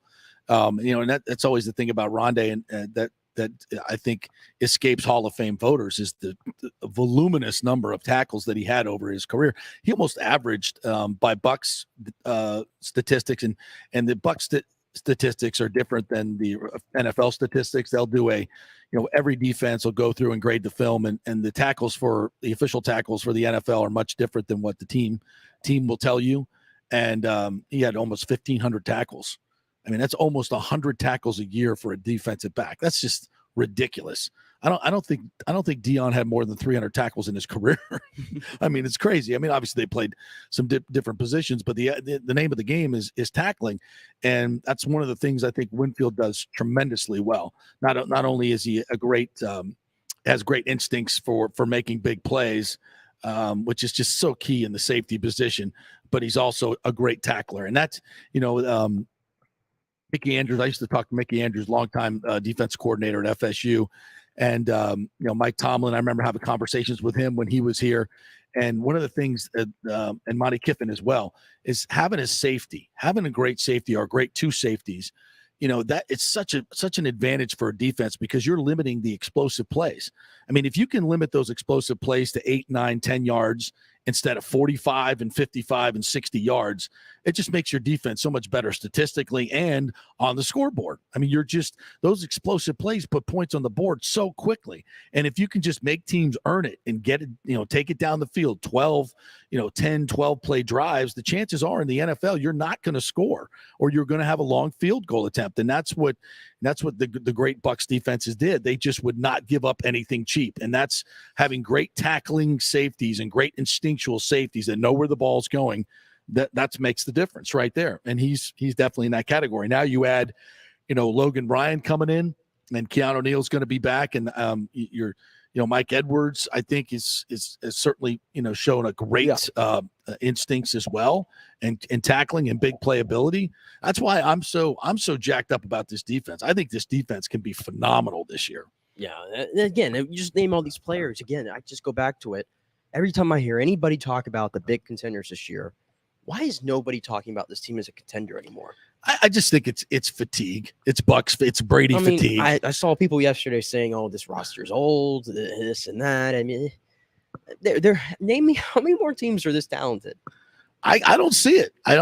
We talk about the NFC. I mean, Vegas loves. I mean, seriously, Vegas loves the Bucs. Am I being biased or something because we're covering this team every single day? Oh, I try to look at that. I try not to. But look around. Look at the Packers. Just what in the NFC besides the Rams, the 49ers, who have a question mark at the most important position. Right. Outside of those teams, please tell me who else is ready-made to win a Super Bowl. I don't see it. I mean, we'll see it with Dallas. I mean, Philadelphia, I think, is as an emerging roster. I think they're good on in trenches, and I think Jalen Hurts is just a hell of a leader. But like Sal Pal said the other day, he was 26th in third down passing. You're not going anywhere with that. Now, will he improve? Yeah, of course he will. But you just there's a long way to go for him, especially when you compare him with Brady. The Bucs have a better overall roster than the Eagles, and I think the Eagles are good, but the quarterback is such a huge distinction there. I mean, who else is coming out of nowhere? The Cardinals. I mean, do you really have any faith in Kyler Murray or the Cardinals right now? I think they're going to disintegrate. It's noisy there. It's so noisy there. They seem like an NFC East team at this point. And I have no confidence in Dallas. Green Bay is, I think they're an interesting team. I mean, listen, if Rodgers couldn't win a playoff game last year, I've moved on. Yeah, I've moved on, and he's already, bitching at the receivers. And the loss of Devontae Adams is huge. Yeah, it's huge for them. All right, we're going to take a break. When we come back, John Gerber's going to join us, PGA Pro. He is our golf betting expert. Lots of stuff going on in golf. Jay Monahan just finished the presser and had a lot of major developments in the PGA Tour, so we'll talk about that. I think I just saw something on Twitter that Tiger Woods and Rory are starting up a golf league, a team. I don't know exactly sure what that is, but a lot of interesting stuff in the golf world, and we give you some picks for the Tour Championship. So stay with us.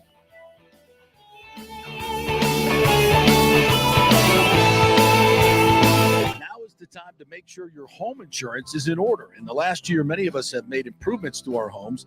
So call the folks at Italiano and discuss these upgrades to make sure you have enough coverage. According to a recent report, almost 64% of homeowners don't have enough insurance on their home, which is their most valuable asset. Also, a great time to make sure you have flood insurance. Even if your mortgage company does not require flood insurance, your home could still be at flood risk. Another big item as we enter hurricane season is making sure your pool enclosure is added to your policy and there will be no issue at claim time. That happens a lot. So call your friendly agent at Italiano Insurance to review your policies today. 813-877-7799 or ItalianoInsurance.com. Hi, my name is Mike Warner, a Navy vet. I've had problems with addictions throughout the many decades. Something saved my life, and that is the Heroes Mile program.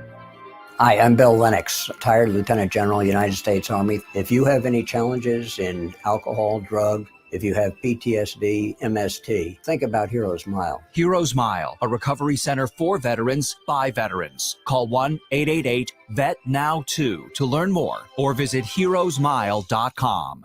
Hey guys, Serena Fazan here for the Gold and Diamond Source. Are you looking for the hottest trends in men's jewelry? Ladies love to see men spice it up with something cool from the Gold and Diamond Source. Whether you're looking for a gold chain, fashion rings, even a pre-owned Rolex watch, or thinking about getting engaged, there's only one place to go. Go see my friends, Julie and Steve Weintraub at the Gold and Diamond Source for your one-stop jewelry supercenter. It's never been more important to shop local and support the businesses that support our amazing Tampa Bay community.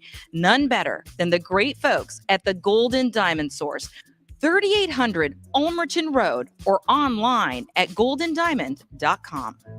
Are you concerned your spouse might be cheating or want to locate a long-lost relative or love?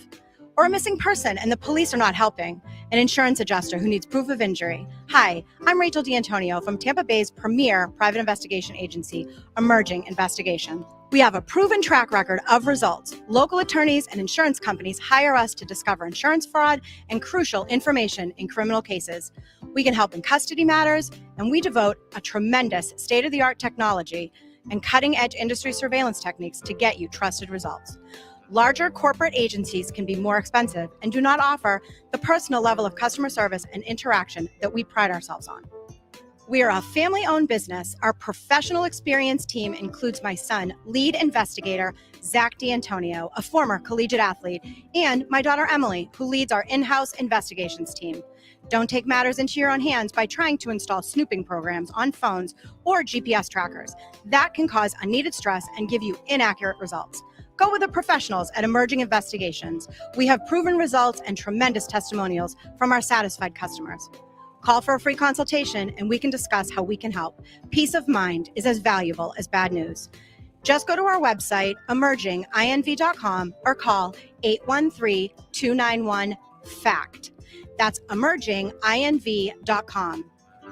We're Emerging Investigations. We get results in life's biggest matters. Ladies and gentlemen, let's rock. This is FanStream Sports with JP. All right, welcome back to the JP Peterson Show, brought to you by the great folks at American Mortgage Services, AMS Tampa.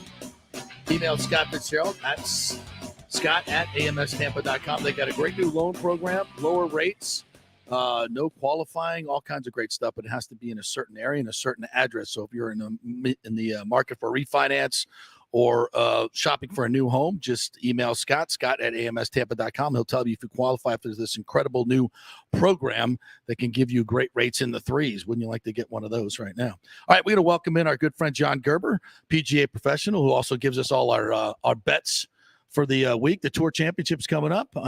Welcome to Tampa, first of all. Yeah, I appreciate it. It's good to be here, guys. And you're going to be moving to our great area here as well. Yeah, hopefully in the next 6 weeks or so, I'll be moving down here. But this is, you guys like the weather here. I love it too. It's a nice spring day for me. How about that? It's been so hot. I hear it's been a little hot in Dallas. Yeah, it's crazy. Like how bad?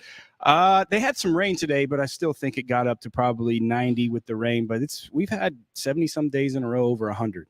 So God, we thought it was hot. Yeah, no, Jesus. this is great here. So I'm loving it. I'm loving it, buddy. And we're gonna play a little golf at Palma Sia today. You'll get a dose of the hardest 6,100 yards you've ever played, my friend. And I'm gonna have to stop at the bank, I think, before I stop over. Get some more money for you guys. I don't know about all that, but we'll have some fun today for sure.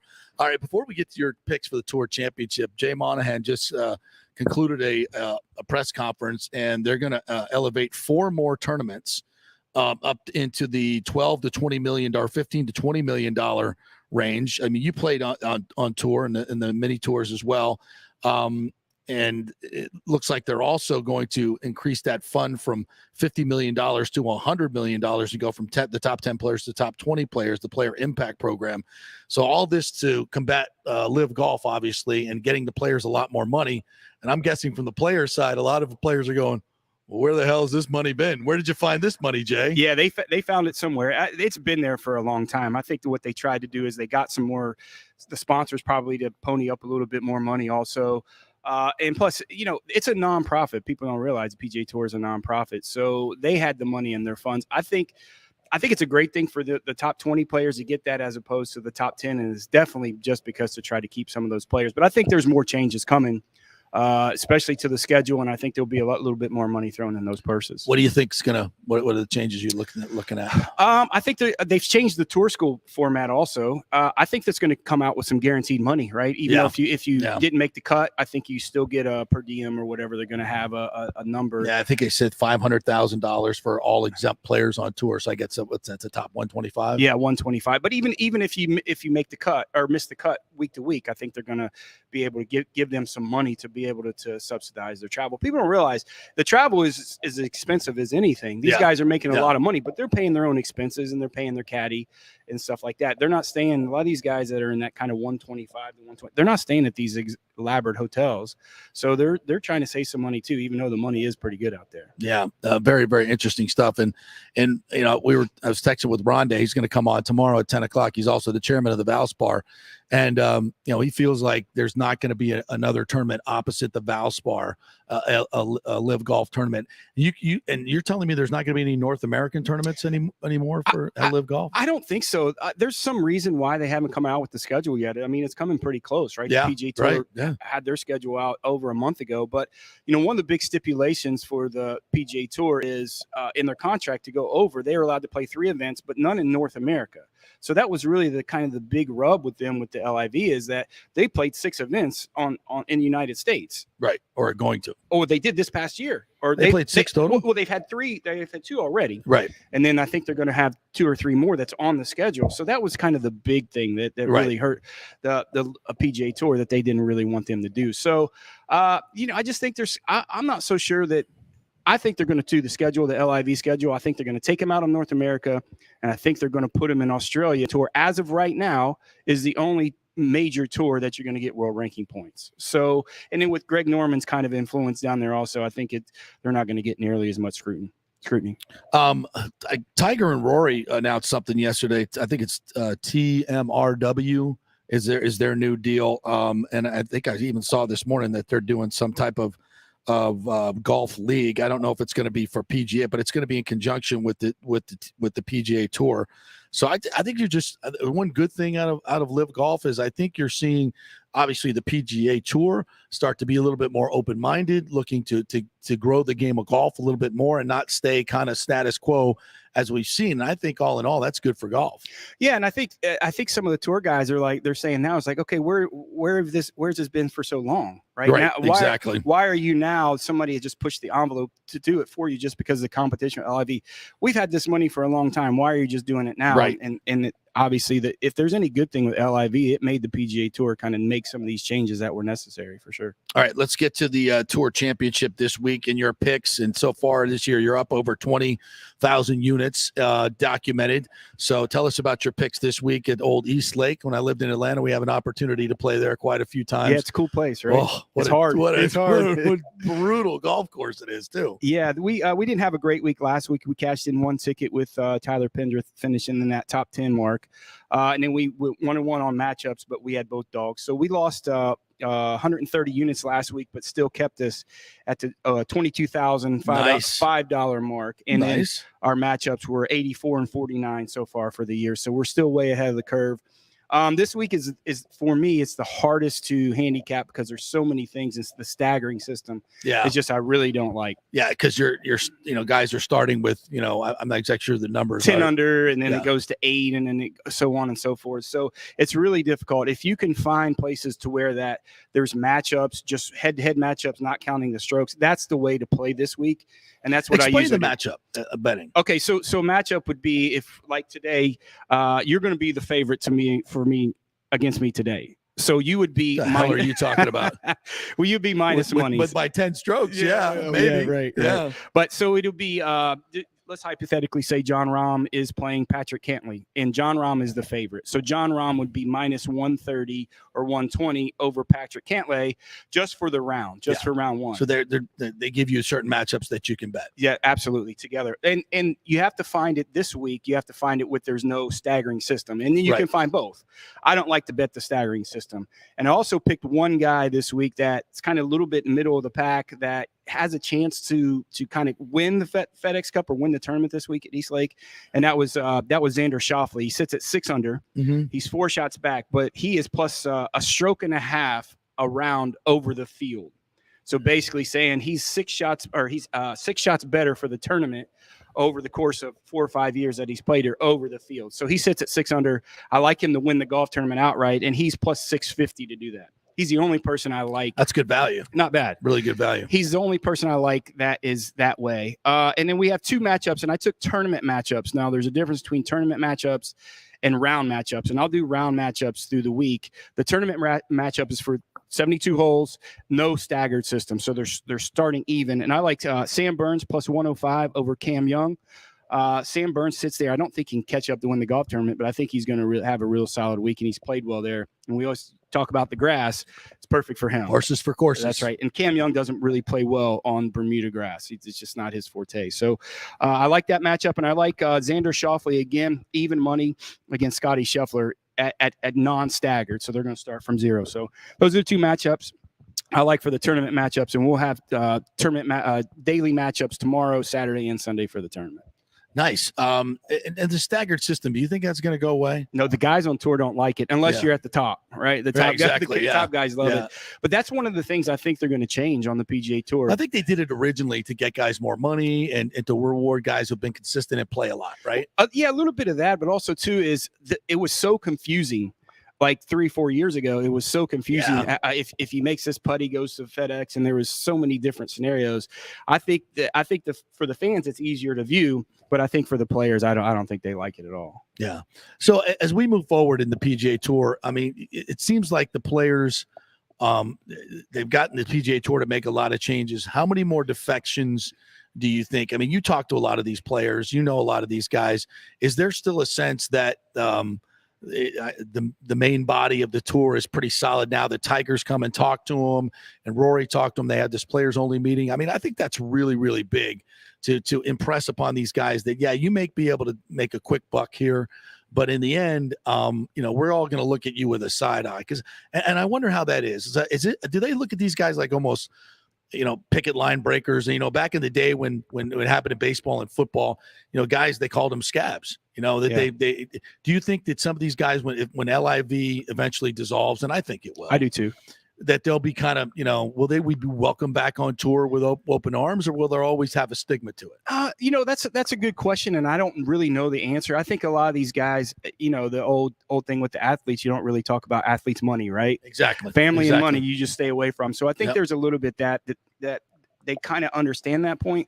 But the guys who have an issue with each other, they had an issue with him before LIV, right? So there's guys on tour that don't like each other, and it's probably just fueled it a little bit more now that these guys might leave, and it just things like that. So, I don't think it's too bad. I think when you have these top players and some of these guys that are leaving, and I think there are going to be more guys that leave, but if those guys are able to stay, and I think that's what a little bit that meeting was, is that the tour is better.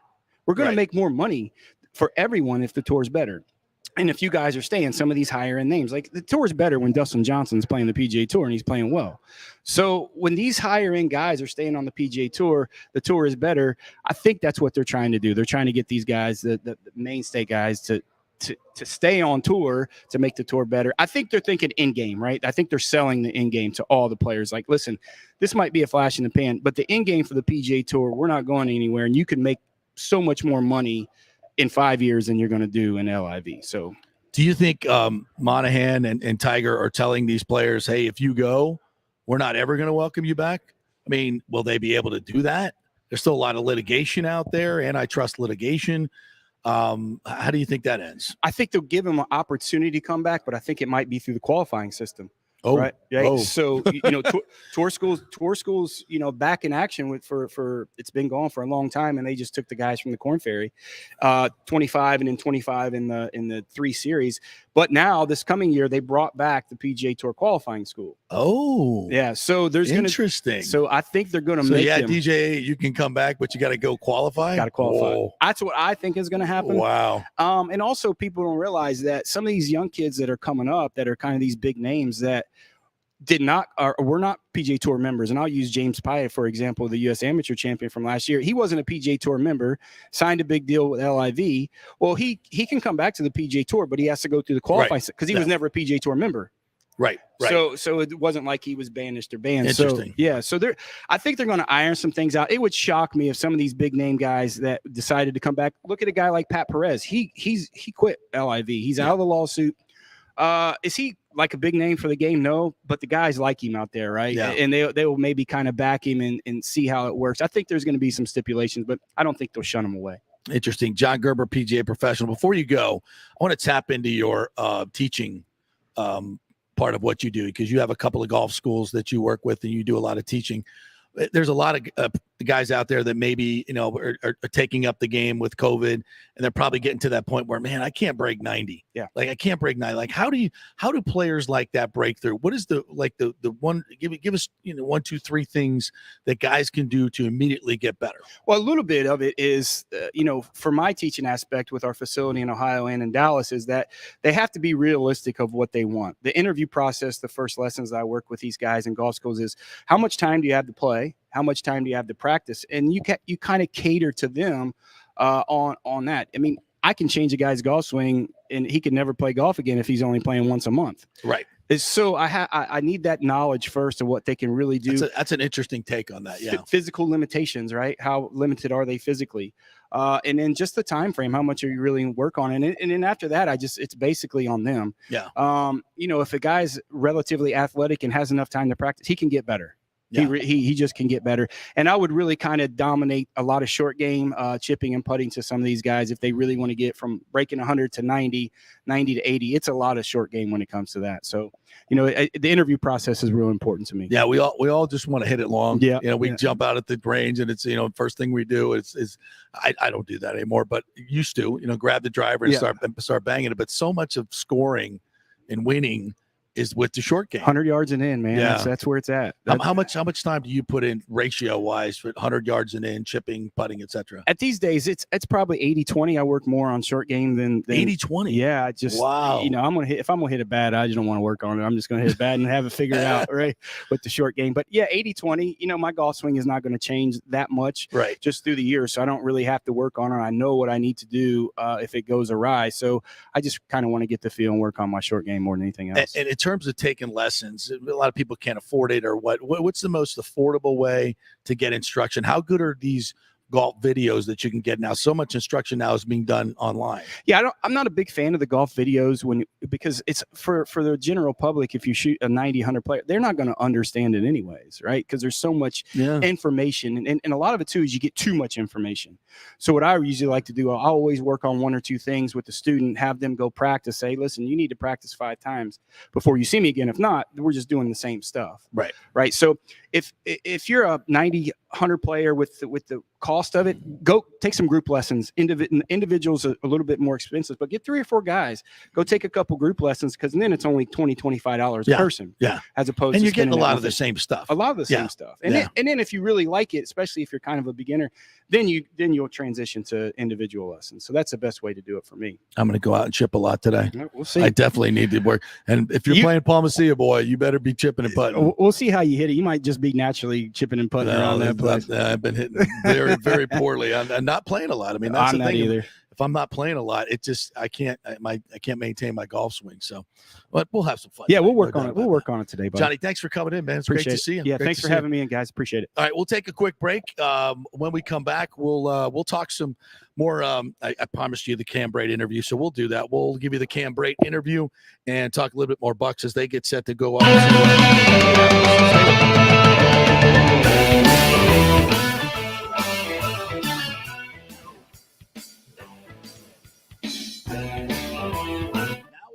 To make sure your home insurance is in order. In the last year, many of us have made improvements to our homes. So call the folks at Italiano and discuss these upgrades to make sure you have enough coverage. According to a recent report, almost 64% of homeowners don't have enough insurance on their home, which is their most valuable asset. Also, a great time to make sure you have flood insurance. Even if your mortgage company does not require flood insurance, your home could still be at flood risk. Another big item as we enter hurricane season is making sure your pool enclosure is added to your policy and there will be no issue at claim time. That happens a lot. So call your friendly agent at Italiano Insurance to review your policies today. 813-877-7799 or ItalianoInsurance.com. Hi, my name is Mike Warner, Navy vet. I've had problems with addictions throughout the many decades. Something saved my life, and that is the Heroes Mile program. Hi, I'm Bill Lennox, retired Lieutenant General, United States Army. If you have any challenges in alcohol, drug, if you have PTSD, MST, think about Heroes Mile. Heroes Mile, a recovery center for veterans by veterans. Call 1-888-VET-NOW2 to learn more or visit heroesmile.com. Let me tell you about Bay Area Modern Medical Center. Are you experiencing low sex drive, fatigue, hot flashes, moodiness, and you just don't feel like you have the vitality you once had? You're not just getting old, it's likely low testosterone. Studies over the last 20 years show a shocking decline in younger males aged 16 to 39. Older men have seen a sharp decline as well. Do something about it. Go see my friend Christopher Lugo at Bay Area Modern Medicine. Testosterone replacement is not a frivolous treatment. It takes a professional, targeted approach that focuses on total body wellness, vitality, and emotional stability. Not a one-size-fits-all approach like many clinics use. They will monitor your blood work and adjust your treatment as needed for optimal results. Call 844-977-3477 or go to BAMMC.com. Tell them JP sent you for priority scheduling. Attention, if you are home shopping or looking for a refinance, and even if you already have the approval letter, you must call my man Scott Fitzgerald at American Mortgage Services. Scott has a brand new program available in the greater Tampa Bay area called the Community Advantage Loan Program. Get this, no money down, no mortgage insurance, no points, no origination fee, purchase or refinance, and loan amounts up to $647,000. Now, there are some application requirements. It must be a single-family home, 1 unit, primary residence, and have a minimum 640 credit score. The program only applies to certain neighborhoods, so you have to call to find out if you qualify. So call Scott Fitzgerald at 813-294-7595 or email him at scott@amstampa.com. Now, even if you don't qualify for that program, Scott will shop your loan around, get you the best rates, and won't charge you the huge upfront fees. And if you've had issues with your bank calling you back, Scott will return calls immediately or at least the same day. 813-294-7595 or email him, scott@amstampa.com. Scott Fitzgerald, MLS 386722, American Mortgage Services, 1000 North Ashley Drive, Suite 1020, Tampa, Florida. Pure sports. JP is back on. Welcome back. FanStream Sports. All right, welcome back to the JP Peterson Show, brought to you by great folks at Italiano Insurance. We are in the middle of hurricane season. It's been kind of mild so far, but don't wait till a storm pops up and say, I got to get my flood insurance, because it doesn't work that way, folks. Make sure you get all that stuff done ahead of time. And even if your mortgage company doesn't demand that you get flood insurance, if you're not one of those floodplains, there have been plenty of instances over the last 5 to 10 years, places that don't normally flooding with torrential downpours, and folks getting flooded out and not having flood insurance. Do not be caught with that. So call the folks at Italiano, 813-877-7799, and a human being will answer the phone and make sure you get flood insurance. And especially if you're in one of those higher areas, it's very, very inexpensive, but you got to have that peace of mind, right? And also let them shop around your homeowner's insurance. I know homeowners insurance rates have gone through the roof. There still are some companies out there that are writing it, and from time to time they lower rates to get more business. So just let Italiano do the work, and they might be able to save you a lot of money in that area. So if you haven't shopped your homeowner's insurance around in a while, let them do it. Instead of just dealing with one company, deal with dozens and dozens, and they'll shop it around for you. 813-877-7799. Once again, no real big news out of Bucks camp. One thing we haven't talked a whole lot about, and Todd Bowles said it yesterday, that the kicking competition is going to go down to the last game against Indianapolis. And I don't know if right now, if I'm Todd Bowles, this is a really, really tough decision, because Borregales is, he's the 2020 Lou Groza Award winner. He's got a long leg, but I still get stuck on that only kick, that game-winning kick against the Dolphins. You can't replicate that kind of pressure, and it was the worst kick he's had since he's been here. He just absolutely knuckleballed it. Well, it was awful. Here's the thing, though. Jason Licht's not going to be swayed by the Lou Groza, because Roberto Aguayo was a Lou Groza. Matt Gay was a Lou Groza. Just to show that, he's a great college kicker. But yeah, I mean, it's all mentals. It's your mentals. That shows you where the Bucs still have kind of been looking. Like they care so much about getting that position right that they have had 3 Lou Groza kickers on this roster in 6 years. I'm sorry. I'm not taking Suckup made a 53-yarder the other day, barely, but he made it. He made it. But he's made every big kick that he's been asked to make. And the offense, in my opinion, is predicated on getting to the red zone. And it always found a way to get there last year, the last couple years, and that's kind of been in the sweet spot for Suckup. Yeah. How many long field goals are the Bucs honestly having to attempt? Not many. And when they cross the 50-yard line, we'll see if anything changes. But with Bruce Arians, I almost assumed they were going to go for it in a short yardage situation. You should go for it. If it's fourth, if you cross the 50 and it's 4th and 5 or less, 4th and 6, you got to go for it. Yeah. In this offensive game where you shouldn't even be trying long field goals, to be quite honest. Give me the guy that's going to make every 49-yarder an in. Yeah. And they're going to do it in pressure situations and have done it in pressure situations. You can always go find a guy that's, I don't want to say always, but you can find guys that have big legs down the line. Well, it's Brady's last year. I ain't effing with it. Yeah, it's Suckup. I want to keep Borregales around on the practice squad 100%. That ain't happening. I want to find, if there's a way to do it, I want to do it, because I still think he's the future here. But again, this team's not worrying about the future. They're worrying about the now. That's right. Why mess? In my opinion, who was the last great kicker before Ryan Suckup in this town? Matt Bryant.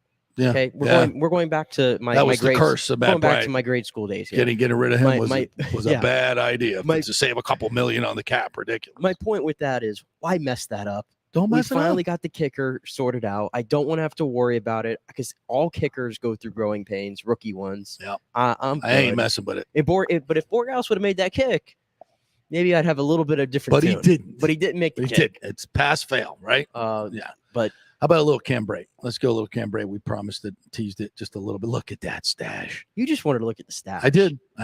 It's very impressive. There we go. And hear him talk about Tom Brady too.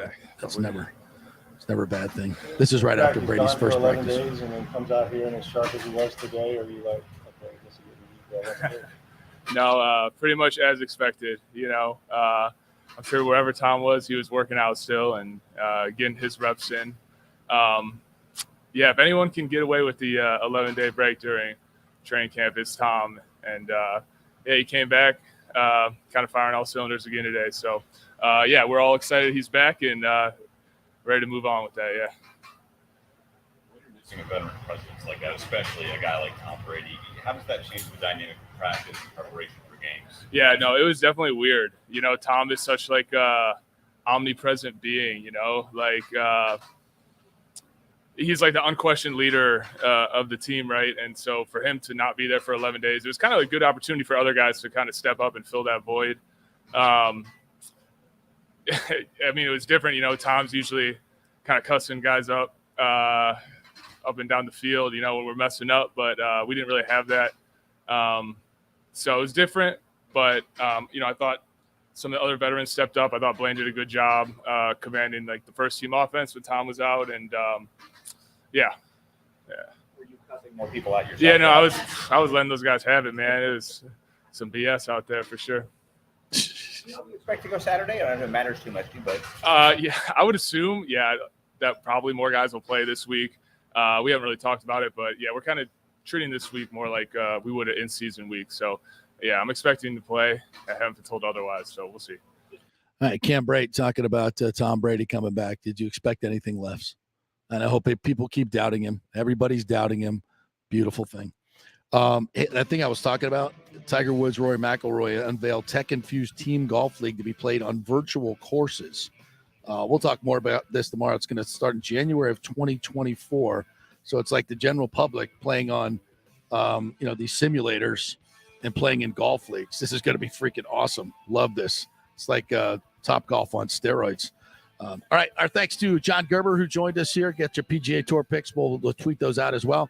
And Ronde Barber is going to join us tomorrow right off the top of the show at 10 o'clock to talk some Bucks football and some golf as well as the chairman of the Valspar. So don't miss it tomorrow, live 10 a.m. Ronde Barber. We'll see you then.